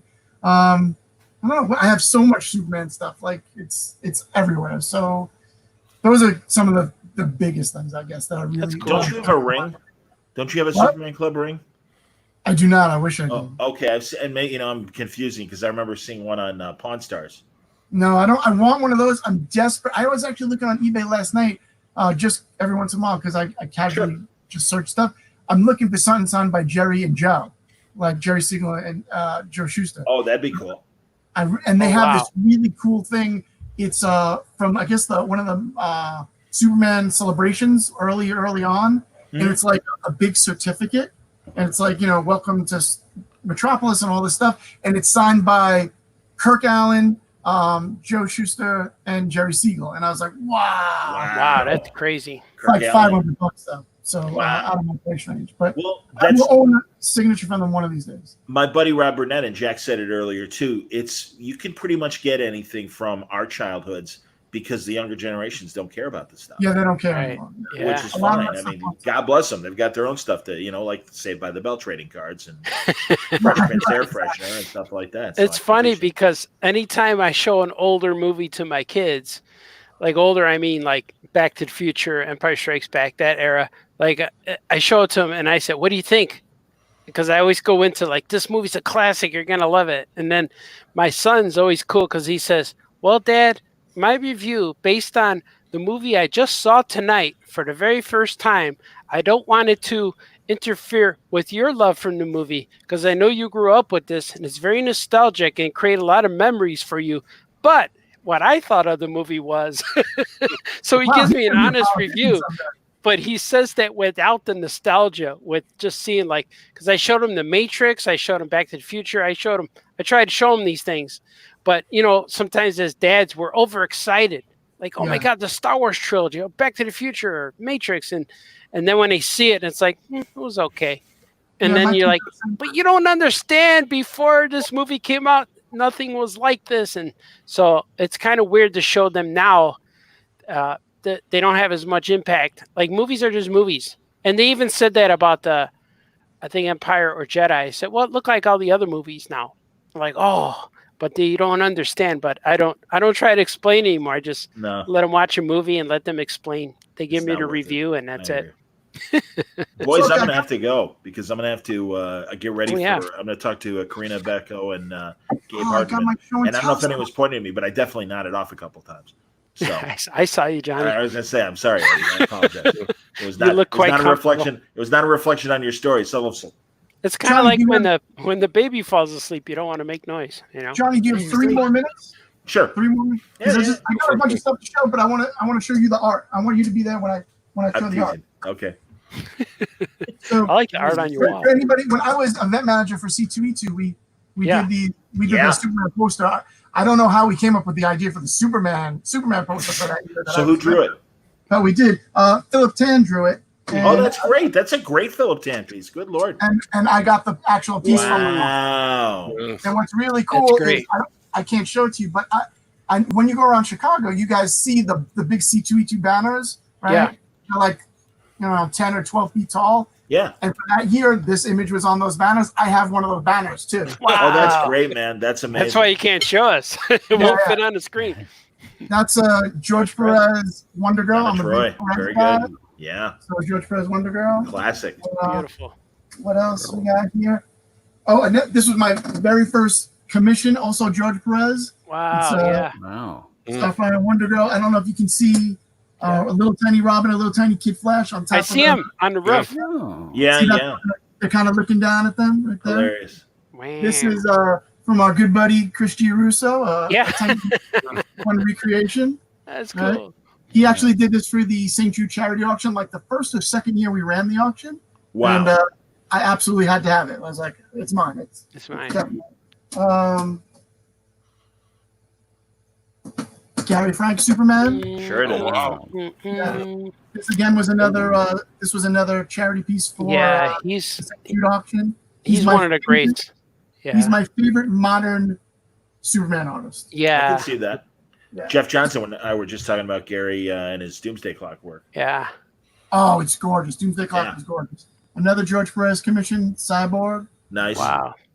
I think there's another one in here actually. Hold on 1 second. Oh, look Another at that. George Perez commission.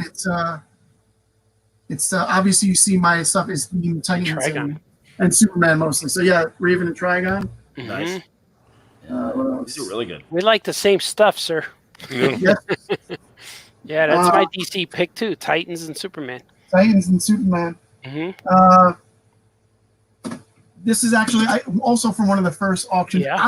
I mean, I love the X-Men. Don't get me wrong, but this is a Clean Henry Storm and Wolverine, and I just love the color so much. Again, Yeah, they look good. I think it was from the very first charity auction, so I had to. This was the piece I picked. That's nice. Cool. George came to C2E2 just this past year for one of his last appearances. He gave this to me as a gift, Superman, and he knows how much I love Superman. And I had always talked to him and said, every time I got something from you, it was always a Titans thing. It was always Titans, always Titans. I was like, I wish I would have gotten a Superman. And then he showed up and he handed that to me. So that was Wow. pretty cool. Wow. I could always tell George Perez by his rib cage and his stomach muscles on Yes. his fingers. Mhm. That's the giveaway for me. Like Fine. George Perez. And just something I got recently that I was given as a gift. Jimmy wow. Mulligan, he knows how much of an Elvis fan I am. Oh. He drew me that Elvis. Who That's did? all right, Mama. Yep, Who so drew it? some artwork. And just not artwork, but just to go back to that Tashin thing for a second. Yeah. This was the bag that Tasha Yeah. gave to me. Because Oh, yeah. Tasha used to have a store in the city, and they did the release of the book with Paul Levitz, and Jose Luis Garcia Lopez were there, and these were the bags that they made up especially for that event, so you could carry That's a bag awesome. out. And I thought I got it signed by Paul Levitz, but it doesn't look like it is. So. That's cool, man. Very nice. That's tough. Mhm. When I did Very the nice. book for Tash and the when I donated the Migos and all that stuff, and we were mentioned in that DC book I think 9 times. There was nine things between the Migos and Tiny Titans and stuff. But they said for donating the Migos and shipping them and everything, they want to send me some books. So they sent me a catalog. Well, I picked from a catalog. And so they said, pick as many books as you like. I'm like, whoa. So I just asked everybody in the house, which book do you want? Just pick one. So I got like 3 or 4 books. But it was so cool that their books are like 1,000 pages. They're like several inches thick. So I got a giant case, giant box delivered to my house. I could barely lift the thing. And all it had was 4 books in it. It was so heavy. It was like Really 80 thick. pounds. so All right, we got it. leaving. Yeah. Leaving. Goodbye. Yeah, Bye, Yoko Chips. Johnny. I like Pig Joe very much, David and Karina said See more hello. butts. and I like fresh air, Fresh Prince air freshener in between my legs. We can be good too. We've been on for 3 hours. So So Gabe said, hey, I got one more thing that I want to show. Yeah. I want to see it. 'Cause I overheard when I was looking for that stuff. I overheard you guys talking about signed cards of creators. Yeah. So I mean, I can't show you the whole thing, but I have. Remember these cards? Famous comic I've book seen this creators? Oh, the comic book. Yeah, the artist, right? These are all Yeah. signed. That's cool. I Oh, have, Will Eisner. out of there was 110 cards to the set. Out of the 110 cards, I have 91 of them signed. I have Ooh. the largest signed set of these cards in the world, Shooter. Wow. which is really cool. Oh, that's signed on the back. Sorry. That's fun. Yeah, Selpa. I have the largest signed set. An interesting story about it is, do you remember Martin Odell, the guy who created the original Golden Age Green Lantern? Him and his wife, Joe Simon, right? Actually two. Those are cool. This is a rarity because there's two different backs. The creators got to give out to their family and friends. They got blue back ones. They got like 100 copies of the blue back ones. The rest of the sets were all those yellowy, beigey looking ones. So I actually got blue back ones. It's the only one I have. So Martin Odell, his wife Carrie, was really into these cards as well. So me and her started trading through the mail back in the day. And she had since Mark did a lot of conventions across the country and met a lot of people, he had obviously more than I did. So, there's Mark right there. So, by the way, Larry is the guy who put this set together. Hello, Larry. He is the guy who actually created this whole set and edited the copy, et cetera, et cetera.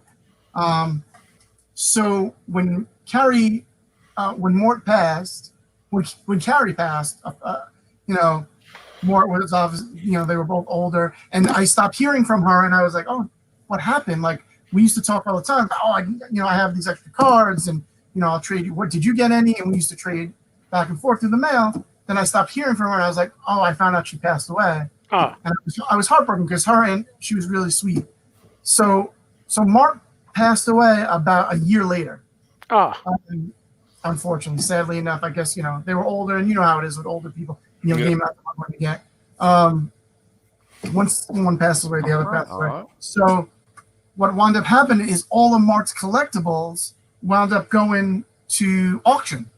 His whole estate wound up going to auction. Yeah. So what they did is when they put these cards, they put Mark's cards, Carrie's collection, up for auction.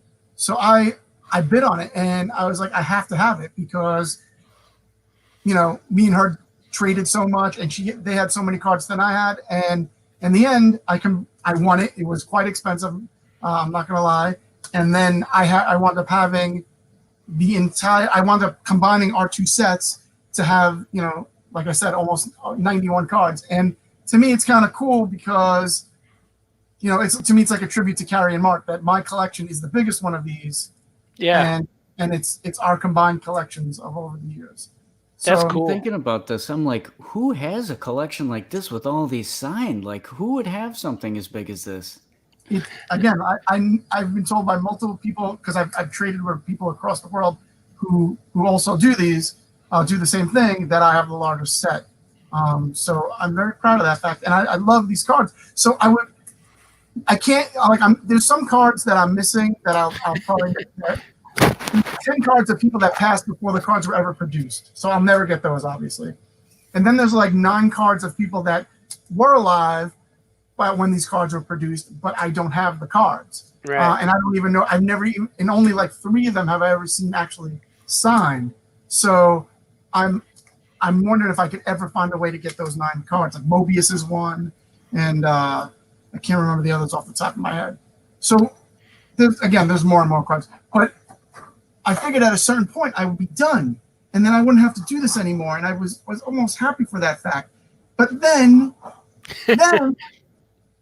what happened was a couple of years ago, and you guys know this well, Comixology decided they were going to do their Yeah, they versions. did it too. Wow. So then my addiction was back, and I had to start getting those then. Mm-hmm. So now I'm, they only did like 3 years of those, which We're in a then couple of those sets. I've gotten some rare ones like Margaret Atwood was really hard to get. Chuck Palahniuk, or however you say that, was really hard to get. I got this one. Hold on. Art and Franco ones are easy to get, but they're hard to get when they're together. Like I got one both of those. signatures on one. There it is. Yeah. Ooh, it's Like signed that. too. This, of course, it's signed. I know. Just signed sets. So, but this one I'm really proud of. It's the March team, Oh, including I like that.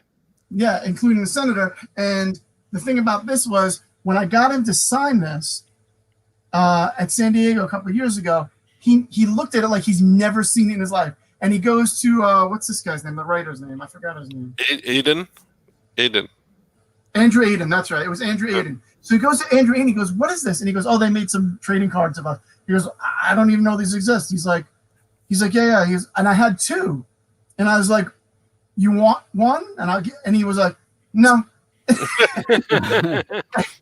he signed this one. And this guy Andrew Aiden, not to speak ill of anybody, but he seemed like even annoyed that I was getting him to sign. Like, this is what you're getting him to sign? I'm like, yeah. And as far as I know, this is the only signed one by Senator Lewis. The only one. That's awesome. Wow. So I love those cards. If there's anybody watching who has any they want to trade, reach out. I have a few, not many. So, but then what happened, Artie, is I heard, because I overheard your conversation. I got a bunch of those too. I probably have the biggest collection of Art and Franco cards. Well, that's then I found that's the one. Oh yeah. I started to get addicted to like they're not comicsology and they're not. Yeah.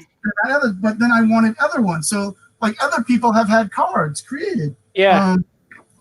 Julie Schwartz had this one from way back in the day, signed on the back. That's cool. DMC. So now he's got a sticker. So now I want all of them. Like not only the comicsology ones. So if you ever see one of those, what was that? That was a North Carolina show, right? Yeah, North Carolina did a set. Yeah. If you got any extras from the North Carolina set, let me know. I think I just have a got whole me. set. Yeah. You have a whole set? I got a whole bunch of me. I might have a set. I'm not sure. I got this little one. Jim Lee drew a mask on himself, smoking a cigarette.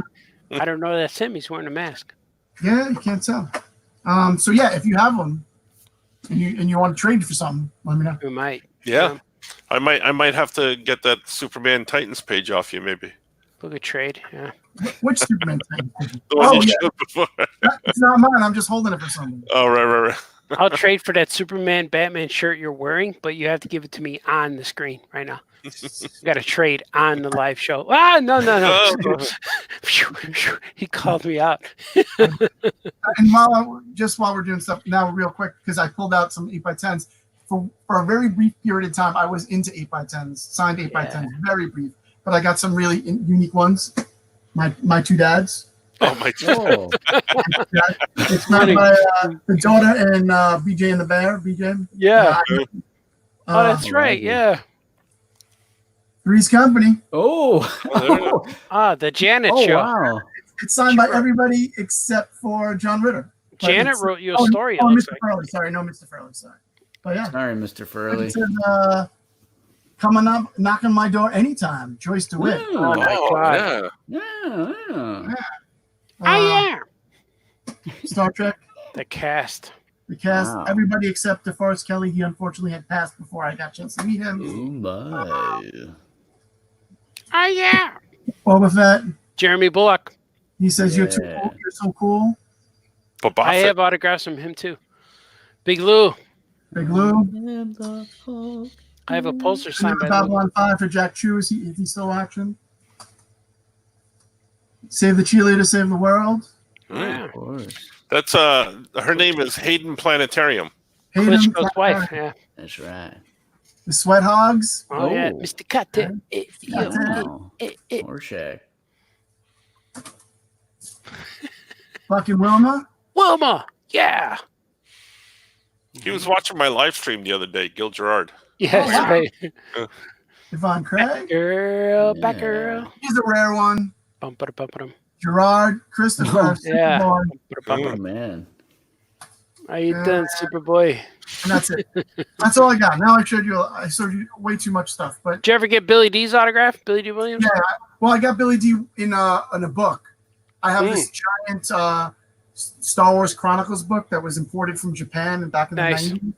So I get every Star Wars from the original trilogy. I get them in that book. The only people I'm missing is Mark Hamill. No, I got Mark Hamill. No. Do I got Mark Hamill? No, I don't got Mark Hamill. I'm missing Mark Hamill and Harrison Ford, and then I got everybody else. I got Gary. I got Lando, Lobot, a bunch Billy of said to me, only a famous cartoonist could think of something like that. That's what he told me. people. There you go. Yeah, that's just his quote. Doesn't matter what I told him, but it's what he told me. And on top of all that, I have my Legion flight ring. Ooh, Oh, there you go. the flight ring. That's the real. That's not one of those plasticky ones. That's an actual That's real a deal. real one. You're Yep. engaged. You're gonna get married Yeah. now. I'm married. I'm engaged to Saturn Girl. All I got is this kind of ring here.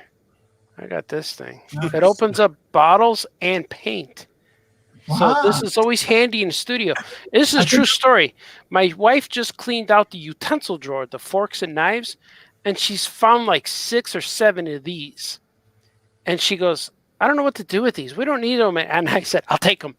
And she goes, why do you want so many? And I said, because they go, I got one in my jacket at all times. I got one in every toolbox, in every paint box. I got these spread around the house. So when we do drinking draws or I'm here in the studio, there's always one within reach. You never know when you might need to open up a can of ham. You need this. It opens everything.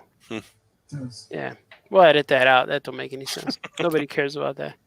We'll Well, you edit it guys- out now because we're pretty much done at 3.5 hours going on here. So, you know what we didn't do this time? We didn't get to talk about our ghost stories. So we'll do Yeah. that next time. We Do keep that saying next time. Yeah, We got to dress up ghostly. we'll get to that. We'll do that next time. And We do got to the make ghost it all stories. dark. Ooh, we should do that. We should do it all dark with flashlights. Yeah, there'll be all dark screens when we do it, so it'll be good. So, yeah, next time ghost stories, I promise, absolutely. Yeah. For now, we're gonna say goodbye because it's been real good. It's been real good. Thank you for hanging with all of us. It's all good. Yeah. And we're gonna go. Follow us when you see us. I like pink very much, Lois. I like pink very much, Lois. I like giving myself a haircut very much, Lois. It looks good. Come on, Mike. Be nice to say each it. other. I like pink very much, Lois. There he is. You guys are awesome. Okay, Bye, bye-bye. everyone. Okay, bye-bye.